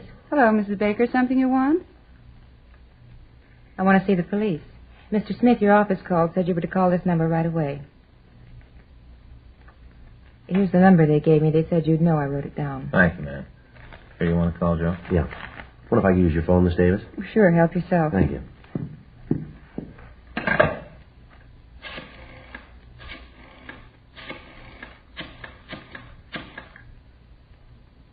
Isn't this the most awful thing you've heard in all your life? What? Well, about Herman, what he did. Terrible. They ought to send him away for a long time, a good long time. Dr. Hall, please. What are you talking about? All the ambulances, the police, never had a thing like this happen before. All the excitement and what Herman did, just terrible. That's all terrible. Miss Baker, would you wait just a minute, please? Well, somebody tell me what this is all Hello, about. Doc Hall. This is Joe Friday. Yeah. Now, we're here now. She is.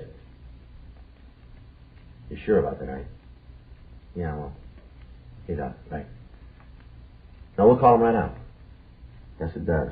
Right. Bye. Georgia Street. Yeah? Ms. Rockman died. It was something else. What? She wasn't beaten. She was shot to death.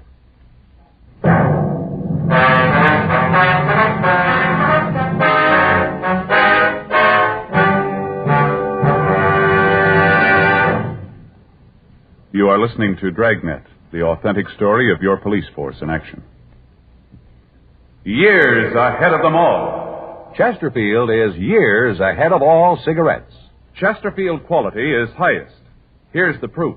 Recent chemical analyses give an index of good quality for the country's 6 leading cigarette brands.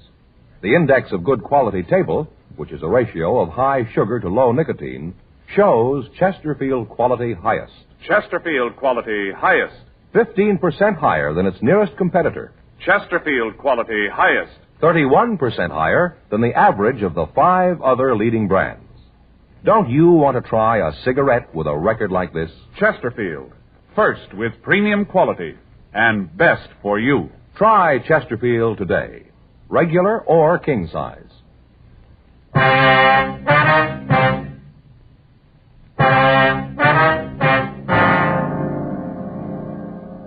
9:10 p.m.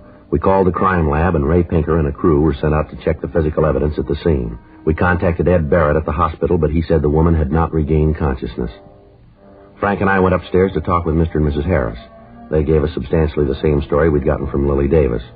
They agreed that when Rockman went into the bedroom to see his wife, they'd heard loud voices but nothing else. They stated positively that as far as they knew, there'd been no shot fired while they were in the Rockman apartment. 9:17 p.m. We checked with the other people in the apartment building. None of them could report having heard a shot. From them, we got the same story of Mrs. Rockman's actions. Some of the neighbors said that they didn't get along with her. Others seemed to understand her feelings. 9:22 p.m. We checked back with Ray Pinker and the crew from the crime lab. We didn't spend a lot of time here, Ray. The husband looked good for it. We were trying to round him up. Shooting was a real surprise, huh? Looked like a beating to us. We couldn't tell. The boys from Georgia Street got her out of here right away. Yeah. Did you come up with anything, Ray? Yeah, a couple things. How you fellas got it figured? Well, talking to the neighbors, looks like the husband does. Talked to him? No, he walked right out after it happened. Got out a broadcast on him. Nothing's turned up yet, though. Mm-hmm. How's it look to you, Ray? Well, I'm not sure I can go along with you guys on the husband. Yeah? I talked with Doc Hall. We aren't going to be able to know for sure till they post the body.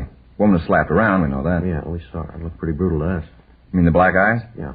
What Doc Hall says, that didn't come from a beating. He says the bullet did it. Was he pretty sure about it? Looks like it. Autopsy will prove it. Where'd you find the gun? Under the bed. Over here, right side. Mm-hmm. Indentation on the floor here. Evidently fell from her hand, bounced back under the bed. Any prints on it? Lifted 3 clean ones. You been able to make them? Lifted some from the dressing table over there. Perfume bottles, mirror. Looks like they might belong to the dead woman. Check them for sure later. And you figure maybe she did it herself then, huh? Well, it's beginning to shape up. Well, how about the shot, Ray? Nobody we've talked to heard it. Here's the explanation for that. This pillow here. See the bullet hole here? Burn? Yeah. Doc Hall says she was shot in the back of the right ear. She must have held the gun in the pillow. That muffled the sound. What noise there was wouldn't be heard very far. Well, how can you be sure it was suicide, Ray? Just an idea now. We roll the dead woman's prints, run a blotter test on her, see if she fired the gun. Check for nitrate, we'll know for sure. Well, how long will that take? I'll be finished in an hour or so. I'll let you know then. From where I sit, though, it looks like she did it herself. Yeah. I still don't understand about the black eyes, though. The way I get it, the bullet entered just behind the right ear. Passed behind the eyes. I've seen it a couple of times before. Yeah, but Doc Hall said that she'd been slapped a couple of times, Ray. Yeah. Said he found a couple of bruises on her cheeks. Not enough to do any damage, though. Sure not enough to kill her. Mr. Friday? Mr. Friday? Yes, ma'am. Can you come right over to my place? Herman's on the phone. What's that? Mr. Rockman, he called to find out how Hazel was. All right. Phone's right there. Thank you. Hello? Hello? Hello? He's not there now. What'd he say? Well, he asked me if I knew how Hazel was. I told him that she was dead, and then I asked him where he was. Did he tell you? No. He just said for me to tell people that he was sorry he did it, for me to tell them that he didn't mean it. Mm-hmm. He said he didn't mean to kill Hazel. Well, the way it looks, he didn't do it. And you better find him right away. Yeah? He thinks he did, and he's going to kill himself.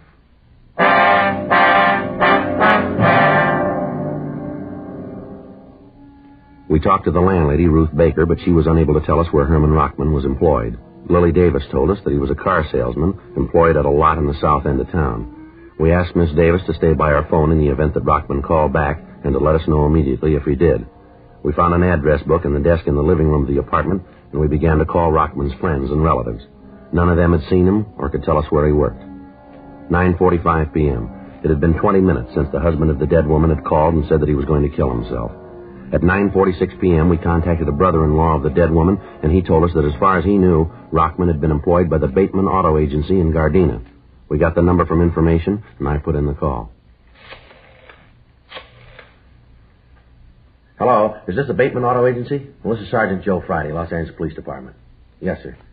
Do you have a Herman Rockman working for you? Yes, sir, that's right. ROCKM. Uh-huh. I see. When was that? Yeah. You any idea where he's working now? Uh-huh. Yes, sir, I understand. Yeah, well, have you got the number? Fine, yeah. Would you know if they're open this time of night? I see. Okay, all right, sure, I'll hold on. How about it? Says Rockman did work for him. He hasn't seen him in a couple of... Yes, sir. Yeah. Uh-huh. That's 03, right? Yes, sir. Thanks very much. Says he's heard Rockman's working for a company out on Washington Boulevard now. Left him a couple of weeks ago. Hello. Do you have a Herman Rockman working there? Hello. Hello. Somebody answered. As soon as I asked about Rockman, he hung up. Think it was him? There's no way of telling. We better check on it quick. You got the address? Yeah, it ought to take us about 5 minutes to get there. Let's go. We still got a chance.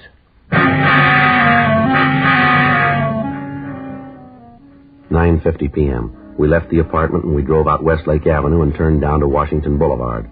We traveled Code 3, but because of the possibility of alarming Rockman, we turned off the sirens 6 blocks from the address of the used car lot. 9:54 p.m. We got to the place. The lot was dark. At the rear and back of a line of cars, we could see a small shack. I hope he's here. Yeah. There's no lights on. The door's locked. Let's try the side. There's a window around there. Right. Can you see anything? No, the window's dirty. Got your flashlight? Yeah, here you go. Give me it. How about it? He's in there. Looks like he's out. Come on. Let's hit it. Right. Pull the gas. Kill your flashlight. Right. I'll get him out of here. You want to get that heater? Right. The window's stuck. Break it. How about it? He's still alive. Fresh air should bring him around. Yeah. Rockman. Come on, Rockman. You're all right. Come on. Sit up. Why'd you do it? Why'd you stop me? No reason for you to kill yourself. I got a reason. I killed Hazel. I didn't mean to. I loved her more than anything. I didn't mean it. I didn't know I hit her that hard. All right, settle down. You didn't kill her, Rockman. Nobody asked you to come down here. I called you to take care of her. I knew it was too late. I killed her. She's dead, and it's my fault. Why'd you come here? Why'd you stop me? All right, now take it easy, will you, Rockman? Straighten yourself out here. You didn't kill your wife, Rockman. You understand? What? We don't think you killed her. We think she did it herself. Huh? Oh. Well, she wasn't well. She was sick. She didn't know what she was doing. She did the wrong thing, didn't she? Her way wasn't right. I loved her, very much. Yes, sir, we understand. Doesn't really make any difference. You stop me. No difference. Sir? Doesn't make any difference that you stop me. I loved her. No difference at all. How's that? I died with her.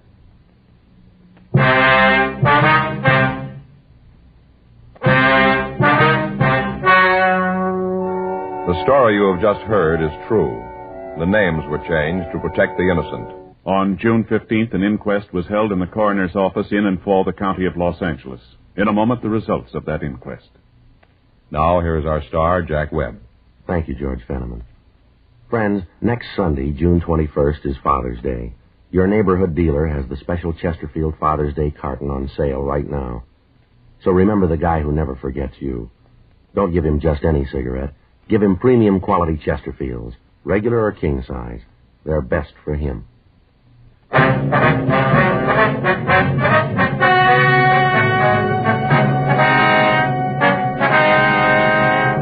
At the coroner's inquest, it was decided that the wound that killed Hazel Eileen Rockman was self-inflicted. The death was listed as a suicide. Her husband, Herman George Rockman, was not held.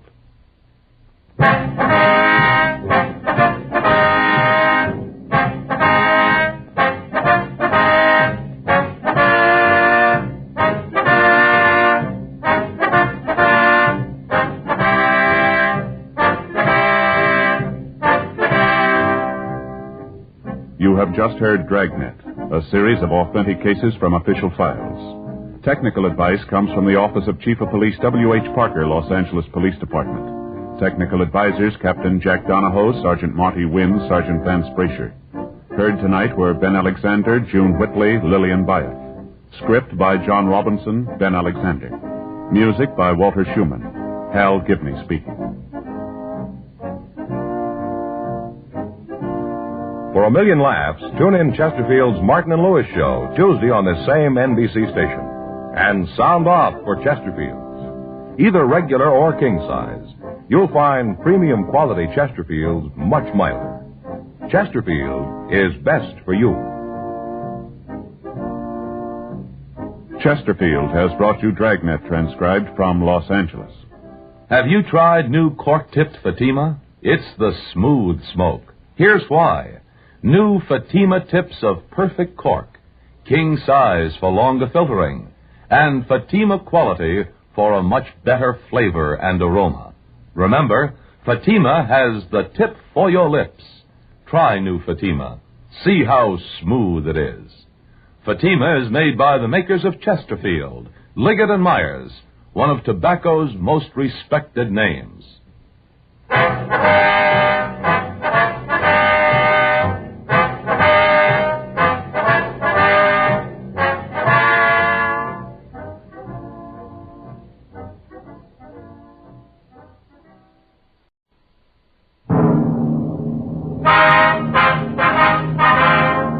Sound off for Chesterfield.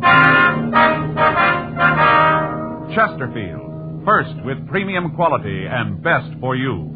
Chesterfield brings you Dragnet.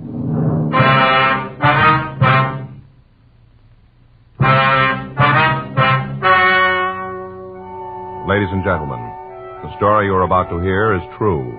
The names have been changed to protect the innocent.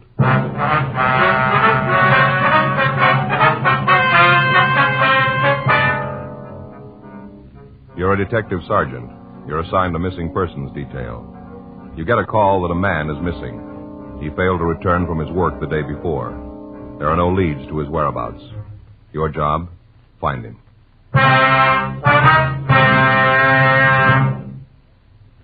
Here is Chesterfield's record with smokers, and important to you. No adverse effects to the nose, throat, and sinuses from smoking Chesterfield.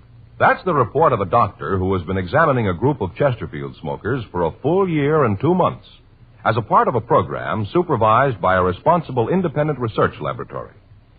Don't you want to try a cigarette with a record like this? Chesterfield. First with premium quality. Chesterfield. First choice of young America.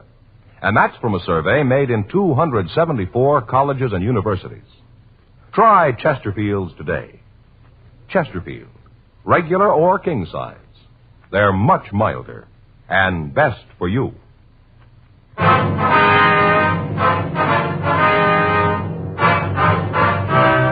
Dragnet, the documented drama of an actual crime.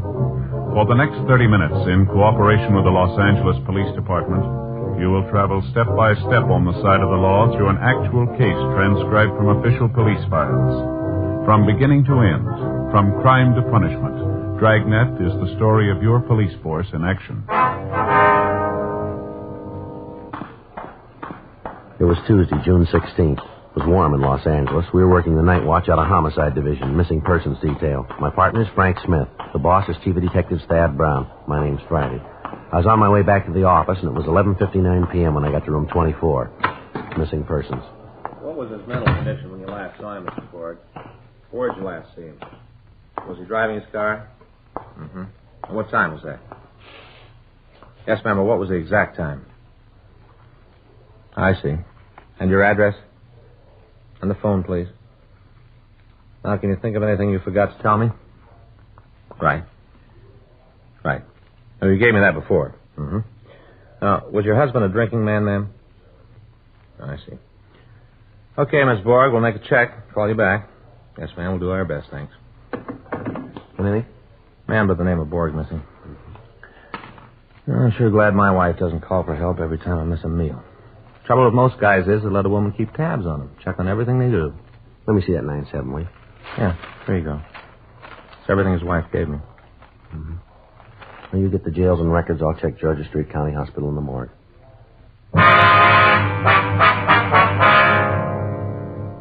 It looked like a routine investigation. Lots of things can keep a man from getting home.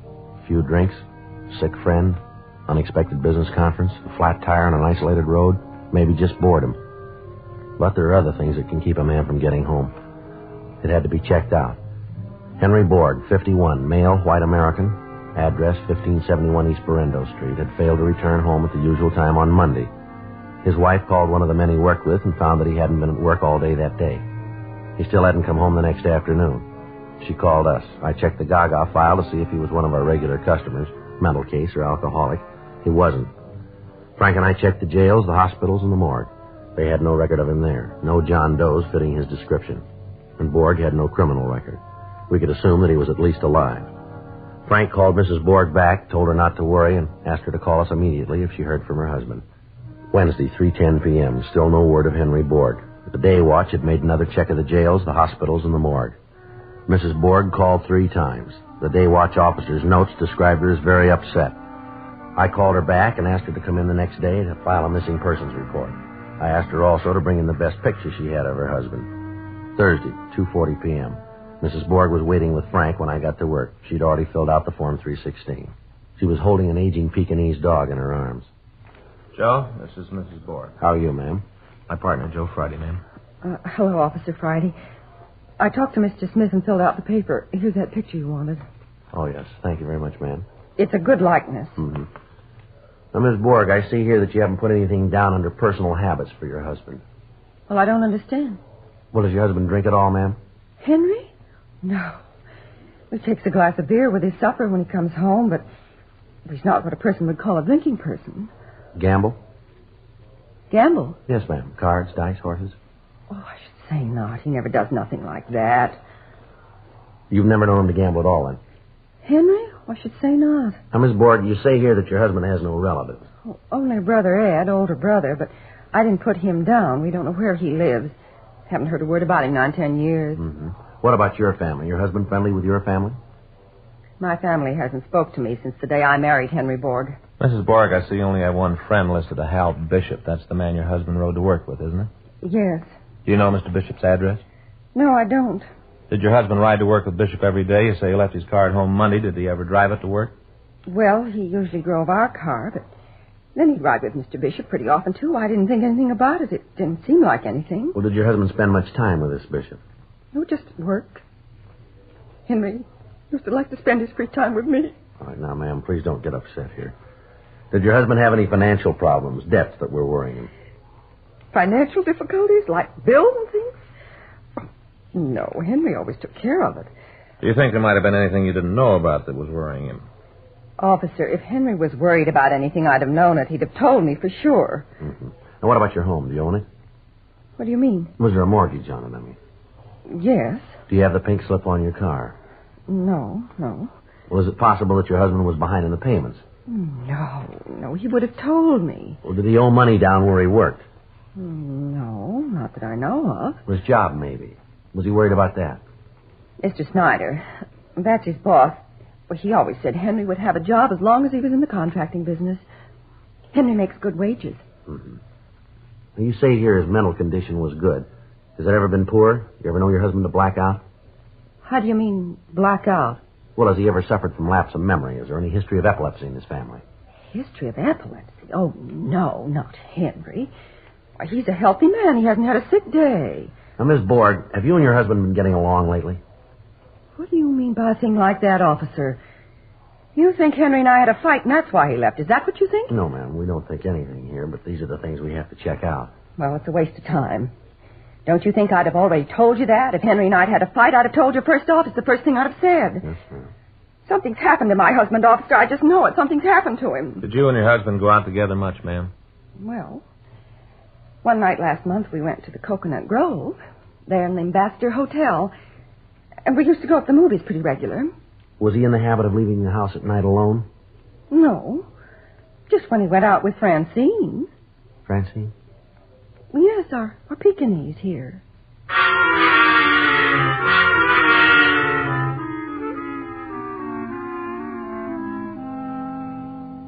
3:55 p.m., Thursday, June 18th. Began to look as if Henry Borg was in trouble. From what we'd been told, he wasn't a man who had just suddenly decided to leave home. We had to find out if the facts we'd been given were accurate. Thursday, 4:10 p.m. We contacted Borg's friend, Hal Bishop, just as he was leaving the construction job where they both worked. He said he hadn't gone by Borg's house to pick him up Monday because Borg hadn't asked him to. The way they worked it, Borg always told him the day before if he wanted to ride. At first, Bishop said he hadn't noticed anything strange about Borg recently. Then he decided Borg had been a little irritable the last few days. Said it wasn't like him to be irritable. That he'd never known Borg to miss work before, and that he'd never heard of any trouble between Borg and his wife. He said that Borg didn't talk much about his wife. We called on the neighbors of the Borgs. They said nothing to indicate any flaws in Mrs. Borg's story.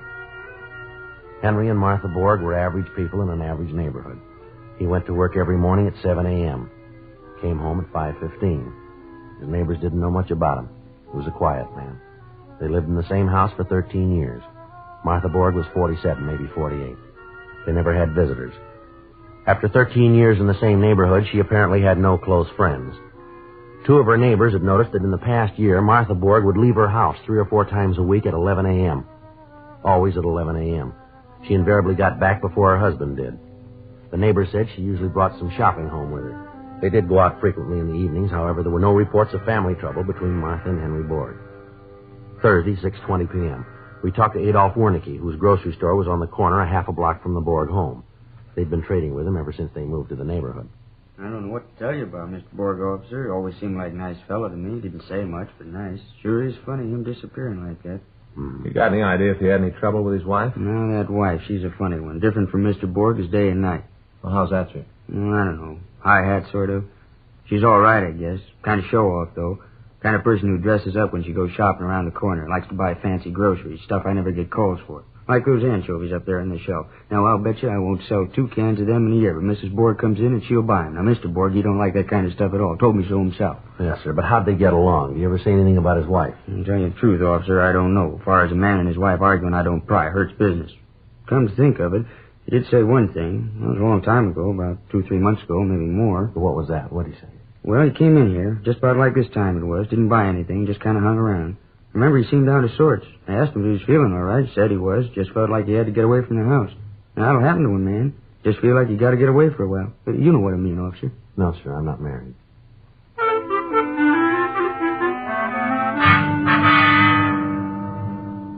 Thursday, 7:50 p.m. Borg's description and the circumstances of his disappearance have been broadcast to all units.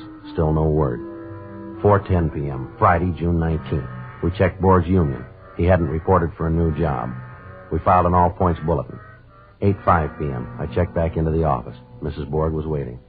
Sergeant Friday, I'd like to know just what's going on around here. My husband has been missing almost a week, and I don't see why something hasn't been done about it. If you can't find my husband, then why don't they put more men on this case? This is a terrible thing. I'm a woman alone, and the police haven't done a single thing. My husband may be dead. He may be dead, and nobody's doing anything about it. In my work, you hear it every day, but you can't get mad. It's against regulations, and you can't blame them either. They're in trouble, so you let them talk. You try to explain. They don't listen, but you try. Well, we're doing all we can, ma'am. They're always talking these days about giving policemen more money. It seems to me there are certain policemen who aren't even earning the money they get right now. Yes, ma'am. What are you doing for my husband? Miss Borg, here's the file on it. Now, we've made regular checks on the hospitals, the jails, and the morgues. Thursday night, when you came in to file that Form 316, we had a complete description of your husband broadcast to all radio units in the city. It was teletyped to every police division. Today, we sent out an all-points bulletin over the state wire. Every police department, sheriff's office, and highway patrol unit in the state knows that your husband is missing. Here, you can see the bulletin right here, ma'am. Now, in these cases, ma'am, we start with nothing. We don't know where they've gone or why they've gone. Most of them turn up by themselves. Some of them don't. We do everything we can to find the ones that don't. Miss Borg, there are 4,000 police officers in this city looking for your husband.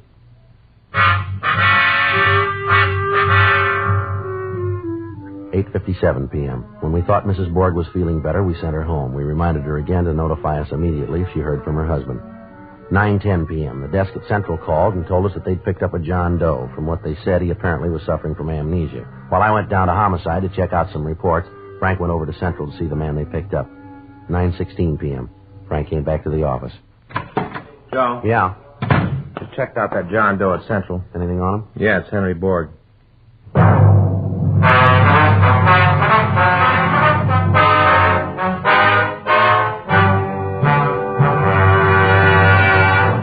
You are listening to Dragnet, the authentic story of your police force in action. Years ahead of them all. Chesterfield is years ahead of all cigarettes. Chesterfield quality is highest. Here's the proof. Recent chemical analyses give an index of good quality for the country's 6 leading cigarette brands. The index of good quality table, which is a ratio of high sugar to low nicotine, shows Chesterfield quality highest. Chesterfield quality highest. 15% higher than its nearest competitor. Chesterfield quality highest. 31% higher than the average of the 5 other leading brands. Don't you want to try a cigarette with a record like this? Chesterfield, first with premium quality and best for you. Try Chesterfield today, regular or king size.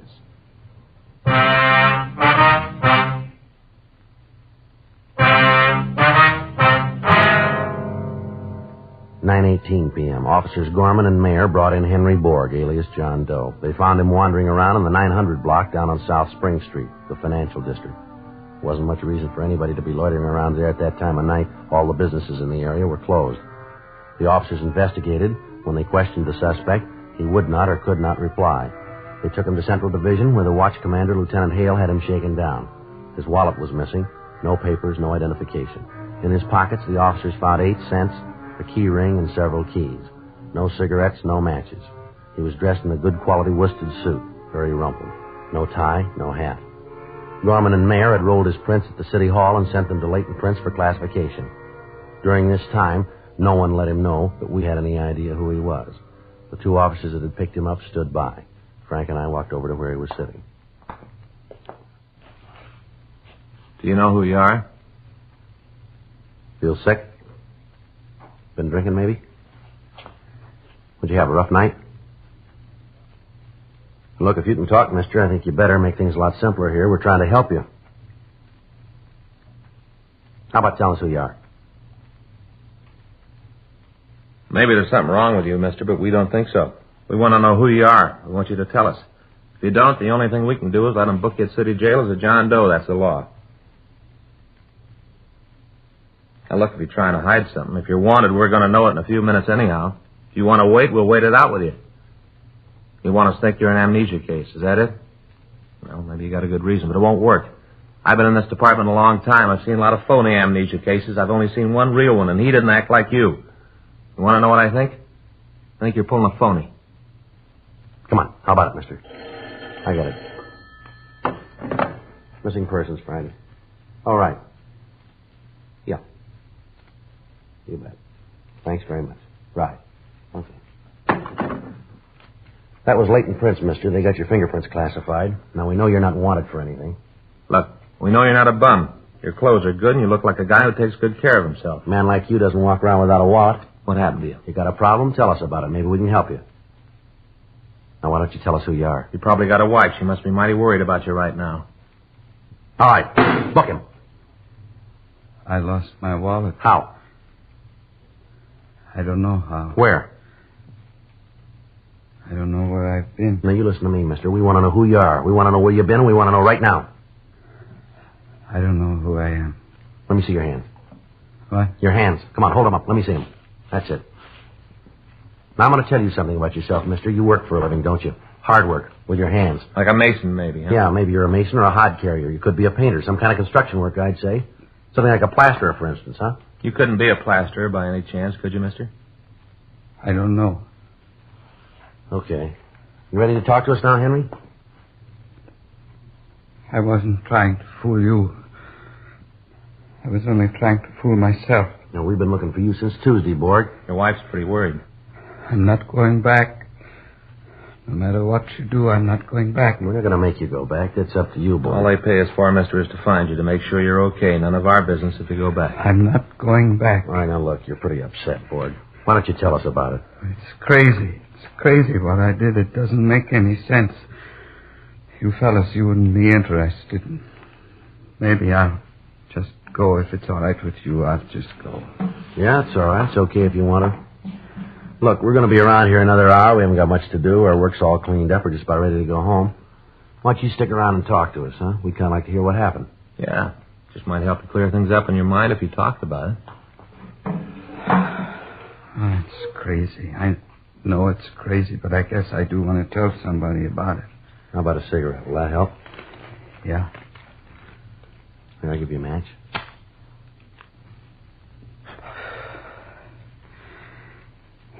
I am a man 50 years old. I work hard. I learned my trade as a boy of 16. I've been at it ever since. My wife and me, we got a new car. We got our own home, almost paid for. A man my age, when he gets home nights, he wants to take it easy. Read the paper, watch the television. Bought a $400 TV, 21-inch screen. Yeah. You want to know what happens when I get home? She wants to go out. It don't make any difference how tired I am. It don't make any difference if I've been working hard all day. She wants to go out. Do you know what that's like?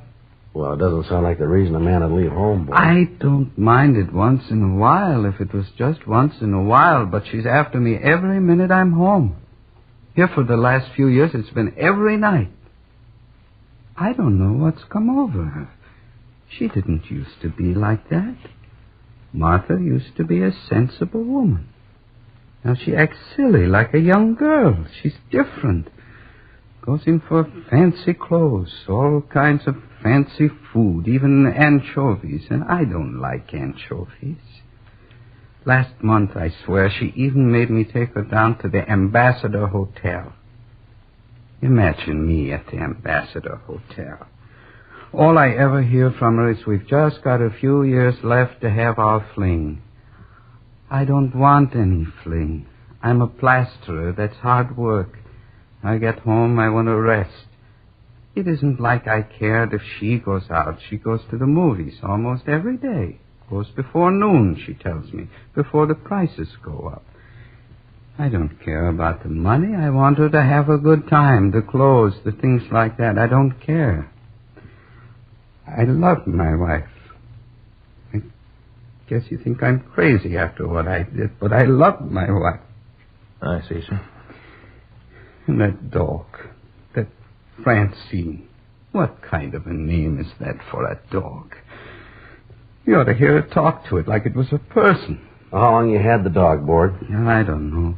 2-3 years. Mm-hmm. Well, the reason I asked seems funny. You just decided to leave home last Monday. Dog's been around 2 or 3 years. The ambassador thing was last month, you said. Well, what did it? It was the lessons. Lessons? The dancing lessons. What? But there's this social club up around Pico and Figueroa. People go there to dance. People our age, she says. Only I can't dance. That's when she gets this idea I gotta take dancing lessons. Did you ever hear of anything like that? A man my age has got to take dancing lessons? That's when you left. That was Sunday afternoon, when she got this idea. She kept picking at me all afternoon. It really got me. I thought about it all night. I couldn't sleep. Monday morning, I just didn't go to work. I got drunk instead. Got sick, too. Just couldn't think of anything else to do. Guess you know the rest. I lost my tie, my wallet, lost my hat, too. And they picked me up. I was just kind of wandering around when they picked me up. Seems like a shame when a man can't even go home. Mm-hmm. You sure you don't want to go home now, Borg? Maybe if you talk things over with your wife. No, it wouldn't do any good. Nothing I could say to her would do any good. I can't go home. Well, it sure has been interesting hearing you talk, Mr. Borg. It's almost like hearing somebody tell about me, remember, Joe? Yeah. You had something like this? Had it. With me, it was canasta, though. I hate cards, a waste of time. Yeah, I sure thought it was the end for me and Fay. Remember, Joe? But it wasn't? No, for a while there, it sure looked like I was going to lose my happy home. Guess I would have, too, but I talked turkey to her. You know what I mean, Borg? No. What do you mean? Talk turkey to him. Make him understand. You let a woman push you around, Borg, you're dead. Well, with Martha... Look, they're all the same. I sat her right down on the sofa, and I said, now look, Fay. And I told her what the score was. She took it, too. It's the only way to do. You try what I say, Borg. You'll see I'm right. I can just see Martha if I ever tried to put my foot down. That's what I thought. I was all set to give it up. Move in with Joe here, right, Joe? Yeah. Then I figured I might as well at least get a load off my chest. Once I got started, I lost my temper. You know, it's a funny thing. Fay's always thought more of me since then. You ask her. She'll tell you so herself. Says she respects a man who'll stand up for his own rights. Right, Joe? Yeah. I don't know. With me, I don't think it would work. Sure it can. Now, Borg, you listen to me. You tell her you're a working man. Tell her when you get through work, you want to take it easy, and nobody's going to run you.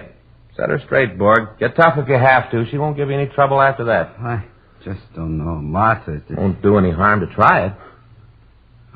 I'd like to see Martha's face just once if I even told her to shut up. I wouldn't want her to have anything handy to throw. Borg, look, it's 12:10. We got to be getting home now. You take my advice. You go home, too. Have a talk with her. See if you can't work it out. No, Sergeant. Thanks a lot, but I can't go home. Well, like I told you, it's none of our business, but I think you ought to try it.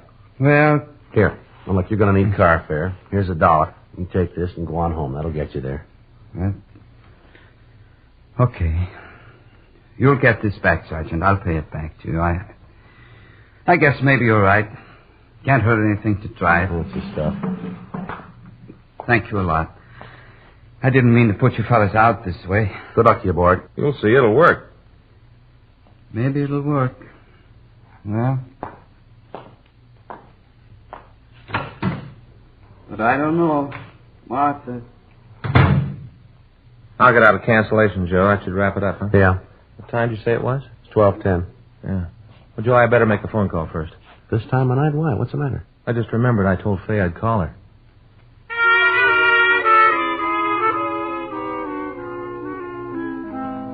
Friday, July 28th. A month had passed since Henry Borg had left our office to go home. We'd heard nothing further from him or his wife, and we assumed that they had reconciled their problems. 6:10 p.m. Officers? Oh, hello there, Borg. Nice to see you again. Hi, Borg. I was afraid maybe you fellas wouldn't remember me. It's been a while. I tried to get out and see you before this. Well, fine. How are things going? Did it work out like I said? I brought you something, Sergeant. Some cigarettes for both of you. Like you to have them. I hope it's the right brand. Well, Yes, sir, that's the right brand, all right, but you don't owe us anything. I want you to have them. That's all right, sir. You keep them. All right. Well, anyway, here's that $1, the one you loaned me. Okay, Board, thanks very much. I sure owe you fellas a lot, and I really mean it. My wife and I, we sure appreciate what you fellas did for us. Was that clock right? Yes, sir. Uh-oh, gotta rush. Got an appointment. Be late if I don't hurry. Appointment? Yeah. Gotta get over to Arthur Murray's.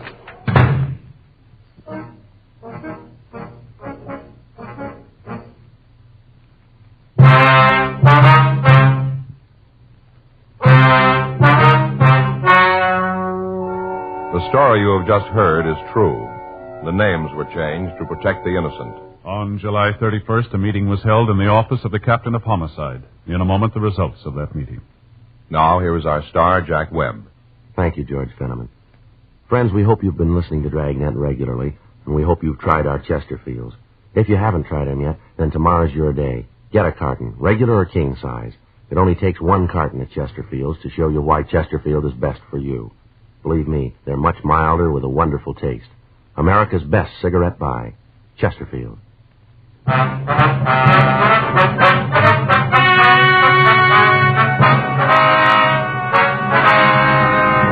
Since the subject, Henry George Borg, had committed no crime, he was not held, and the case was officially marked closed.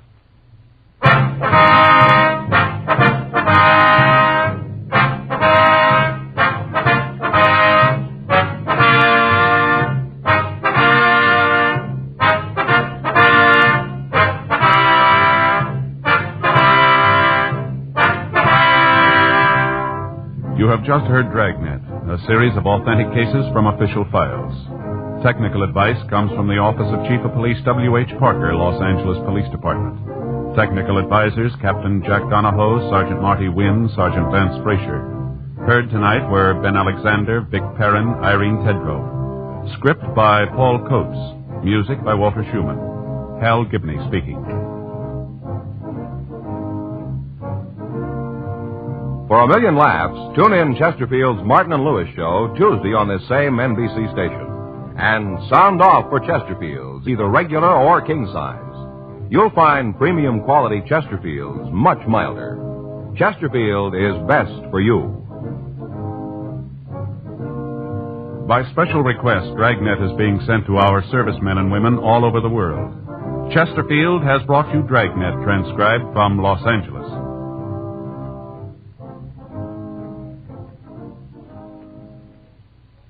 Have you tried new cork-tipped Fatima? It's the smooth smoke. Here's why. New Fatima tips of perfect cork. King size for longer filtering. And Fatima quality for a much better flavor and aroma. Remember, Fatima has the tip for your lips. Try new Fatima. See how smooth it is. Fatima is made by the makers of Chesterfield, Liggett and Myers, one of tobacco's most respected names.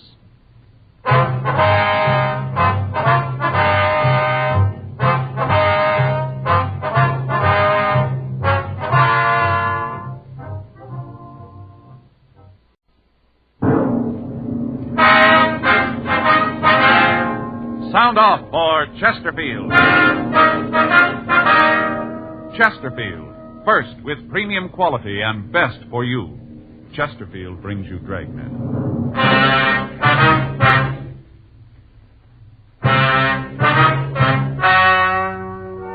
Ladies and gentlemen, the story you are about to hear is true.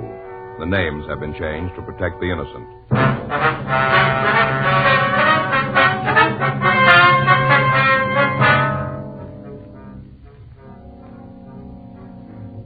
You're a detective sergeant. You're assigned to homicide detail. A young girl has been shot with a .22 caliber rifle. It was reported as suicide. Your job, investigate. Here is Chesterfield's record with smokers, and important to you. No adverse effects to the nose, throat, and sinuses from smoking Chesterfield. That's the report of a doctor who has been examining a group of Chesterfield smokers for a full year and 2 months, as a part of a program supervised by a responsible independent research laboratory. Don't you want to try a cigarette with a record like this? Chesterfield. First with premium quality. Chesterfield. First choice of young America. And that's from a survey made in 274 colleges and universities.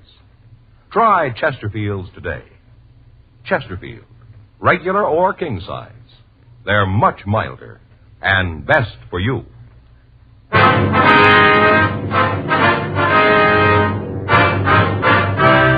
Dragnet, the documented drama of an actual crime.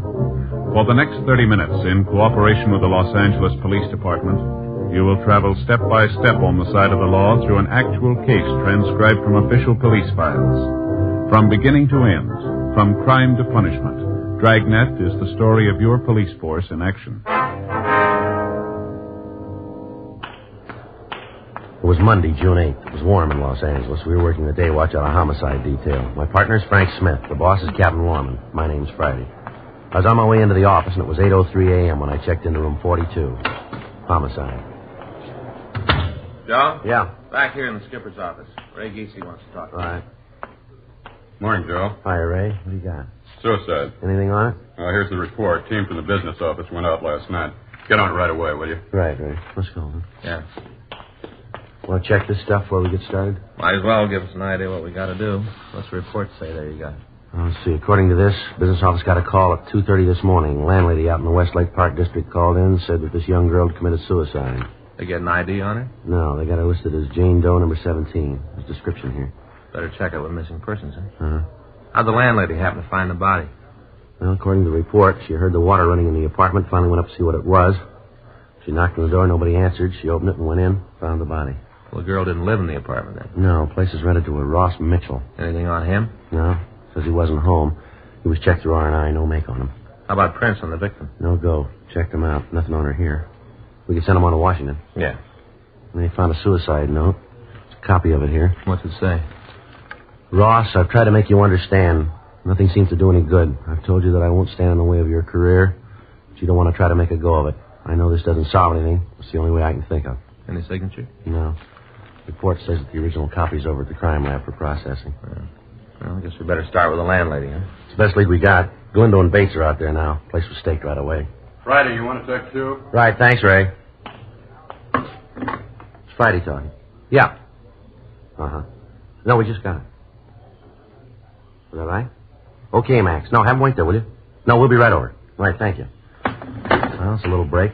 Max over at the coroner's office says they know who the girl is. Yeah? Her father just identified the body.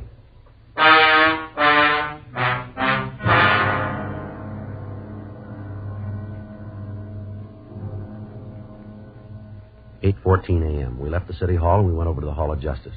We met the victim's father, a Mr. Robert Andrews Paul. He told us that there could be no mistake.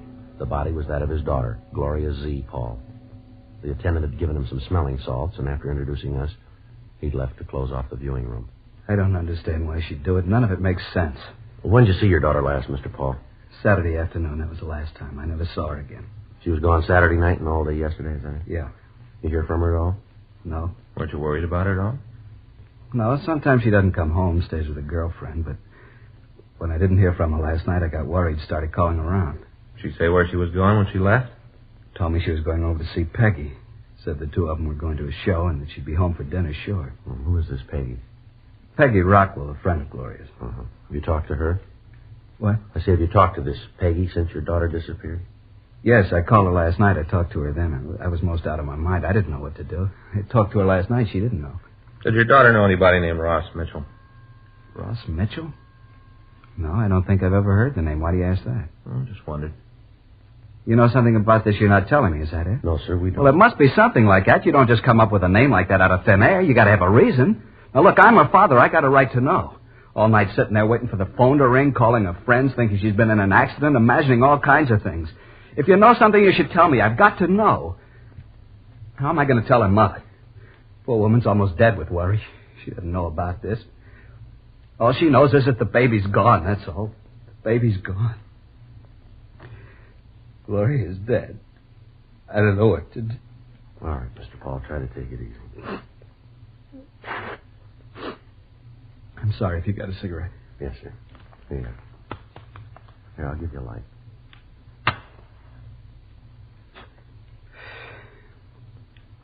Sorry about that. It's all right, sir. We understand. Now, do you think you can give us an address where we can talk to this Peggy Rockwell?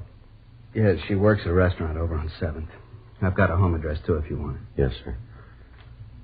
We hope you'll understand us, Mr. Paul. We don't mean any offense here. What's that? Did your daughter have any steady boyfriends that you know about? No, I don't think so. No one that she went with steady. No one man she liked more than the others? I think there was. I don't know who.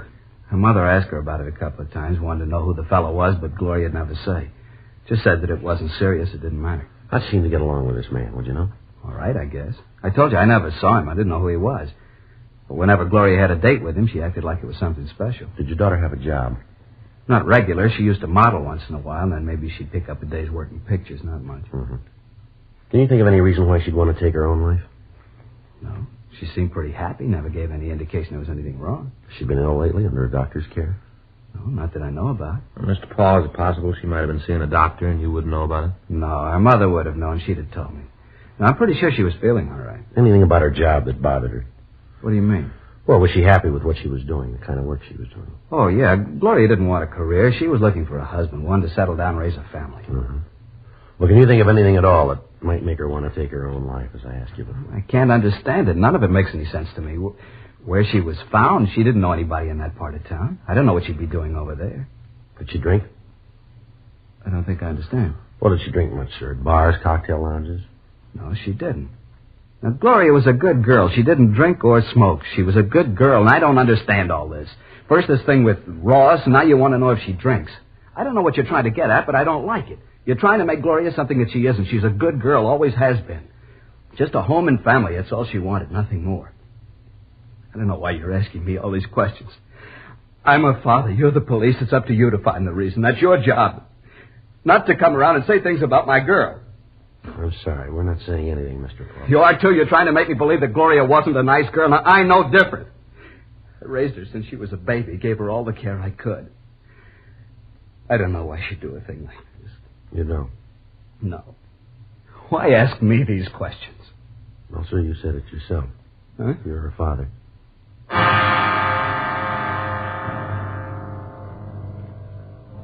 We continued to talk to the father of the victim. From him, we got a list of the girl's friends, the address, and the names of the people that she worked for.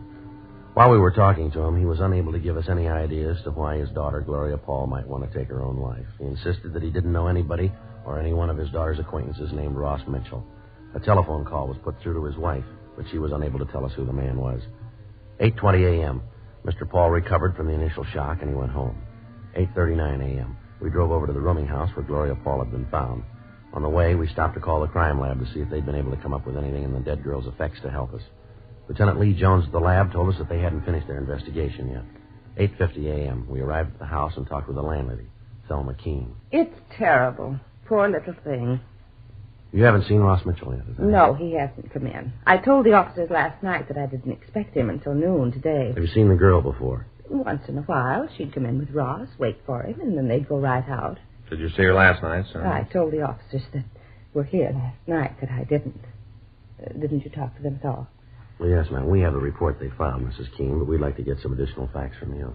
It seems like a waste of time, but I suppose you have to. Yes, ma'am. Do you have any idea when she might have come in? No, not the slightest. When was the last time you saw Mitchell? Saturday around noon. He came in and told me that he'd be out of town over the weekend. Said for me to keep an eye on the place. Yes, ma'am. Did he tell you where he was going? He said he was going to visit an assistant director friend of his over in La Cañada. Did he say what the friend's name was? No, they're working on a picture together. Ross just met him the other day. Asked him out for the weekend. Ross is very good at making friends. Mm-hmm. Do you know where he's working? No. Ross just said it was a sea adventure. Doing it in full color. 3D, too. I guess it's going to be quite a spectacle. They didn't have all the gimmicks in my day. Ma'am? Didn't have 3D or the other things. In my day, we acted. We knew how to act. From the heart. These youngsters are good flack. Can make a star out of anybody. Oh, things have changed. And here, this one. That's me with the pith helmet. This was made over on Catalina Island. We were shooting a jungle picture. We acted. No doubles for us. Real actors. When was this, ma'am? A few years ago. Now, why are you asking all these questions about Ross? Well, the note the girl left was addressed to him. That doesn't mean anything. Just some lovesick girl. Doesn't mean Ross had anything to do with it.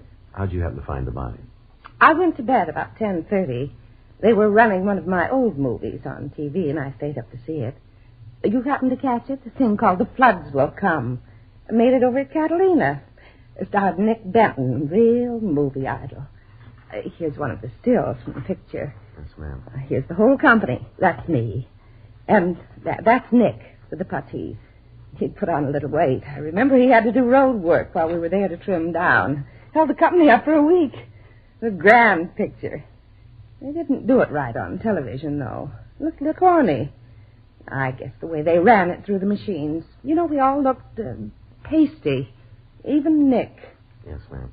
Would you go on, please? Well, after I saw the rest of the picture, I went up to the kitchen, got a bowl of shredded wheat to eat in bed, came back to the bedroom, and I heard this noise. What noise was that, ma'am? Like somebody was running water in one of the taps.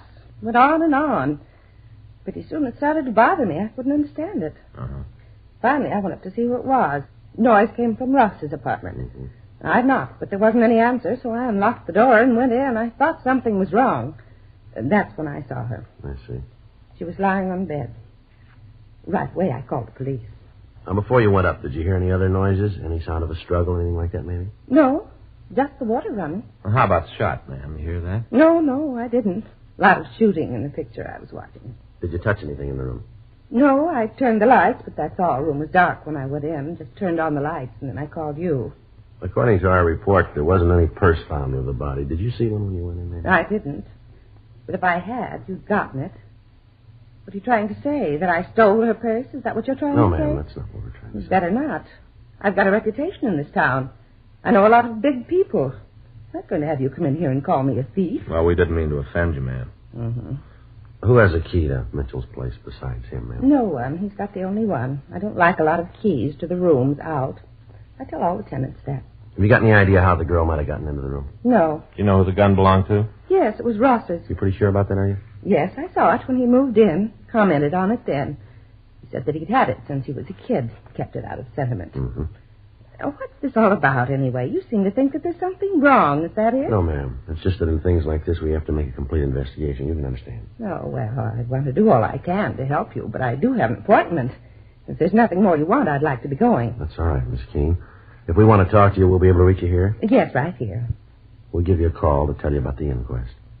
Am I going to have to be there? Yes, ma'am. You and Mitchell. Why him? Well, it was his apartment, ma'am. But he didn't have anything to do with it. Well, maybe so, ma'am, but he'll still have to be there. It's not fair. A thing like this can ruin him. By the time the papers get through with it, he'll be finished. It can ruin his career. He doesn't know anything about it. He won't be able to tell you anything. You're wrong there, ma'am. Huh? He's got a lot to explain.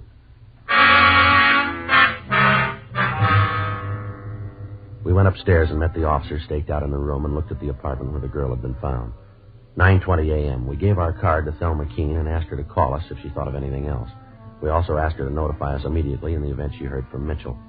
The stakeout on the room continued. 9:52 a.m. We drove over to the coffee shop on West 7th Street to talk to the girl's friend, Peggy Rockwell. We found her in the back of the place typing out the day's menus. What about Gloria? Something wrong? When was the last time you saw her, miss? Well, let's see. Saturday night, she stayed at my house. Left about noon on Sunday. I had the day off. Figured that maybe we'd do something, but Gloria said she had something to do.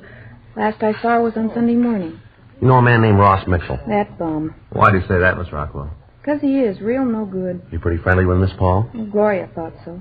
Turned out he was just using her. Well, how do you mean? Thought at first she could get him some jobs. Turned out when he could do better, he dropped her. They were going to get married, and then he thought he could do better, so he dropped her. Mm-hmm. Say, do you mind if I go ahead with these menus? The boss will be sore if I don't get through with them. No, you go right ahead, miss. We can talk while I'm doing it. Yes, ma'am. I took a course once, touch typing. Didn't think I'd ever use it. Boy, was I fooled. You go right ahead, miss. Well, this Ross really gave her the rush. Had her take him around, introduce him to her friends. She got him a couple of jobs. She's the one who introduced him to Mike. Mike? Yeah, Mike Cowell, that's Ross's agent. Peggy set it up. She's done just about everything for him. Then the bum acts like this. What do you mean, miss? Treated her so bad. Say, how do you spell croquettes? Well, I think it's Croquettes.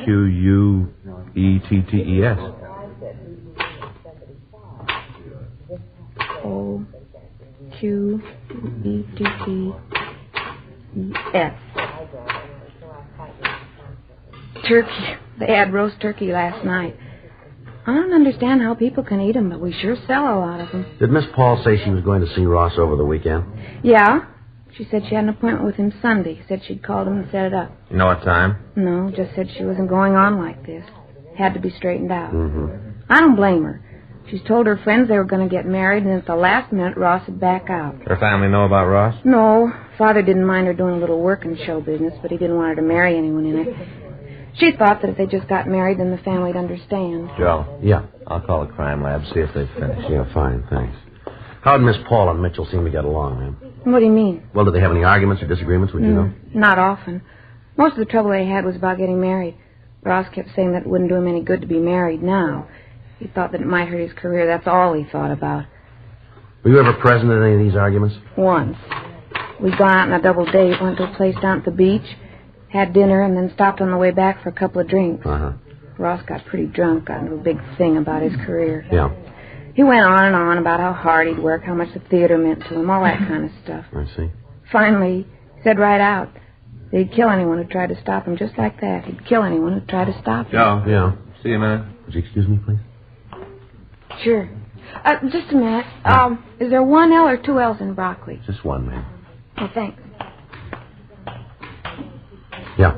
Just talked to Lee Jones. Yeah, did he finish up? Yeah, something's wrong. What's that? He thinks the girl was murdered.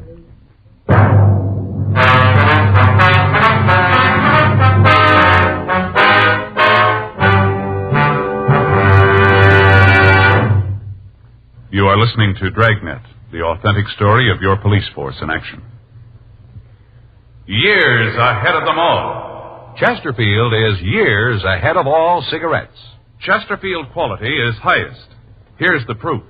Recent chemical analyses give an index of good quality for the country's 6 leading cigarette brands.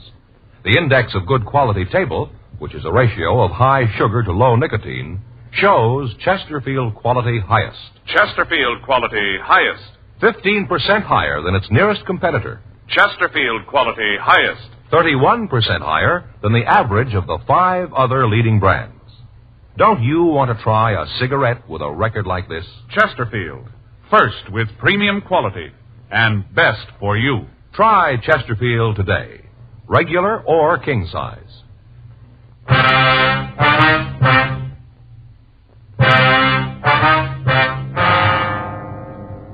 10:37 a.m. We drove to the crime lab and talked with Sergeant J. Allen. He told us that when they checked for powder burns on the body, they hadn't found any. They measured the reach of the dead girl and found that it would have been almost impossible for her to have pulled the trigger on the rifle, leaving the fingerprints they found on the gun. Blotter test failed to show any traces of nitrate powder on her hands. They checked the handwriting on the suicide note found in the room against samples of Gloria Paul's writing and found that they didn't match. From their findings, they said that it was their opinion that the girl had not killed herself, that she'd been murdered. We went back to the city hall and got out a local and an APB on Ross Mitchell. We called the landlady of his rooming house. She hadn't heard from him. 12:30 p.m., we went back to the rooming house and relieved the stakeout. We asked the landlady not to say anything to Mitchell about our being there. 12:45 p.m., still no sign of the suspect. 1 o'clock. 1:30.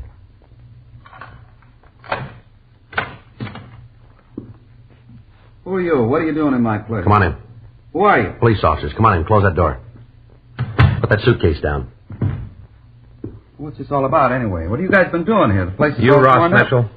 Yeah, why? You know a girl named Gloria Paul? What's she got to do with it? You know her? Yeah, I know her. When's the last time you saw her? Say, what's this all about? What's all these questions? When was the last time you saw Gloria Paul? Friday night, I guess. Don't you know for sure? All right, Friday night. You haven't seen her since? I told you, the last time was Friday You night. didn't see her Sunday? No. Where were you Saturday and Sunday? Out of town. Where? La Can Cañada. you prove you were there? Why? Can you prove you were there? I don't like all this. You guys coming in here asking a lot of questions. What are you trying to prove? Who were you staying with? A friend of mine. What's his name? I'm not going to have him dragged into this. You haven't got any choice. Well, that's what you say. You haven't told me what this is all about. I'm not telling you anything till you tell Now, me. you look, Mitchell, understand this. We're not here to pass the time of day. You better come up with some answers quick. Now, who are you with? Friend of mine, guy named Sid Austin. What's his phone number? You going to call him? We got to check your alibi. Oh, what's his number? Won't do any good to call him. Thought you said you were there. I was. Then we got to call him. Well, he won't be able to tell you anything. He wasn't there. He just let me use his place. There wasn't anybody there. Who's got a key to this place besides you? You mean here? That's right. Nobody. You got the only key, huh? That's right. The landlady's got one, just the two of them. You got any idea how somebody else could get in here? No. Why? How well do you know Gloria Paul? What's she got to do with it? How well do you know her? We used to go together. Anything serious between you? She thought we might get married. How'd you feel about it? I don't think that's any of your business. Maybe it is. How'd you feel about it? I liked her. She was a nice kid. Nothing more? No. Now you look. I think it's about time you told me what this is all about. Something to do with Gloria. Is that it? That's right. What? She's dead. Oh. Oh. Can I please have a cigarette? Yeah. Here.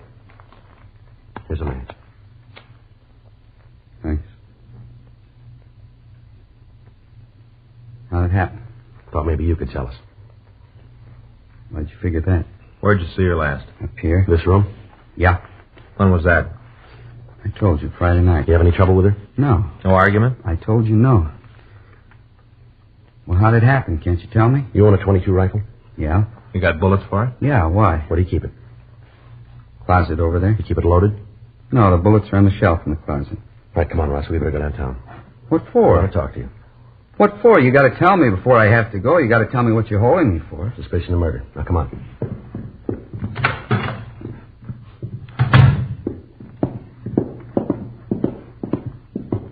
Where are you taking him? Downtown. Why? We want to talk to him.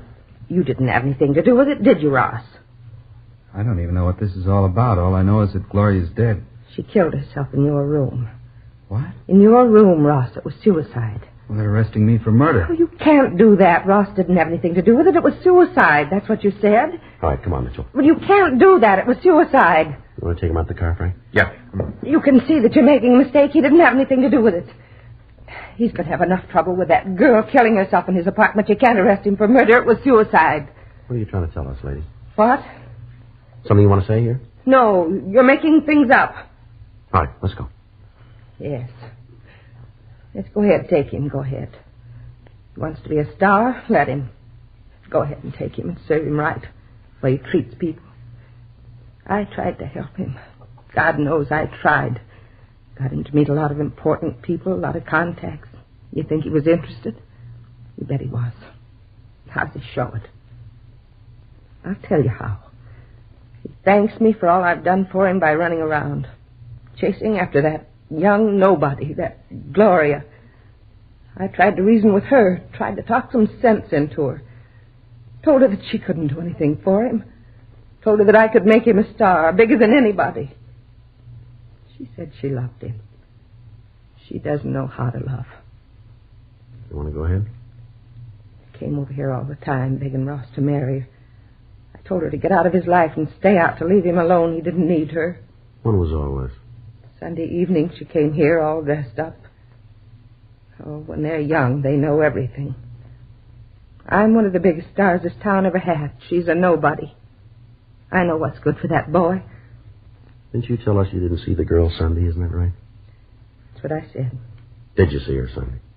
Yes, I did. She wanted me to let her into Ross's apartment. Told her he wasn't there. She said it didn't make any difference. She'd wait for him. Yeah? I told her to leave him alone. She didn't understand him. Didn't know how to take care of him. I know the right people. He could have written his own ticket in this town. He could have been big. You don't want him. I killed her. All right. Do you want to get a coat, ma'am? Yes. Doesn't make any difference. I did it to help him. I thought you'd think it was suicide. I didn't think you'd figure anything else. You wrote the note, did you? I did. That's what you've got to understand. For him, that was all that counted. He'd married her and he'd been through. I had to stop it. I didn't want to kill her. But you can see I couldn't let him marry her. Ross is a fine actor. Real talent. Doesn't come along often. All right, lady. Let's go. He'll understand, won't he? He'll know why I did it. He'll understand. I wouldn't know, ma'am. Huh? We'll let you ask him.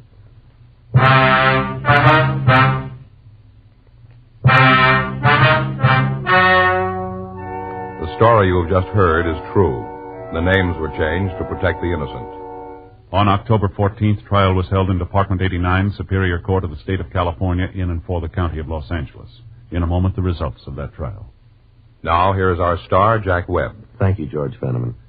Friends, Dragnet Radio is taking a summer vacation. We'll be back in the fall. George Fenneman will tell you all about that in a minute.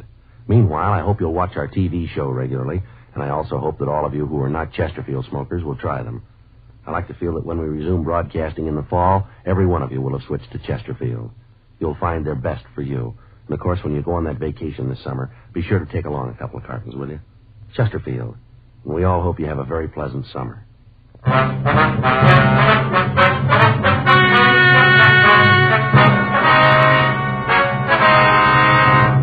Thelma Alice Keene was tried and convicted of murder in the first degree.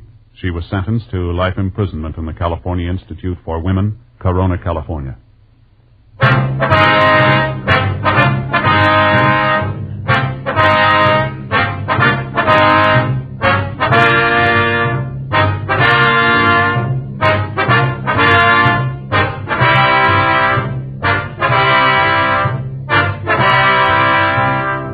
You have just heard Dragnet, a series of authentic cases from official files. Technical advice comes from the Office of Chief of Police W.H. Parker, Los Angeles Police Department. Technical advisors, Captain Jack Donahoe, Sergeant Marty Wynn, Sergeant Vance Brasher. Heard tonight were Ben Alexander, Virginia Gregg, Vic Perrin. Script by John Robinson, Ben Alexander. Music by Walter Schumann. Hal Gibney speaking. For a million laughs, tune in Chesterfield's Martin and Lewis Show, Tuesday on this same NBC station. And sound off for Chesterfields, either regular or king size. You'll find premium quality Chesterfields much milder. Chesterfield is best for you. By special request, Dragnet is being sent to our servicemen and women all over the world. Chesterfield has brought you Dragnet, transcribed from Los Angeles. Tonight, ladies and gentlemen, Dragnet leaves radio for the rest of the summer. We'll be back early in September. Watch then for our return. Check the radio listings of your newspaper for the day and time. Please note, however, that if Dragnet is seen on television in your community, it will continue throughout the summer. Have you tried new cork-tipped Fatima? It's the smooth smoke. Here's why. New Fatima tips of perfect cork, king size for longer filtering, and Fatima quality for a much better flavor and aroma. Remember, Fatima has the tip for your lips. Try new Fatima. See how smooth it is. Fatima is made by the makers of Chesterfield, Liggett & Myers, one of tobacco's most respected names.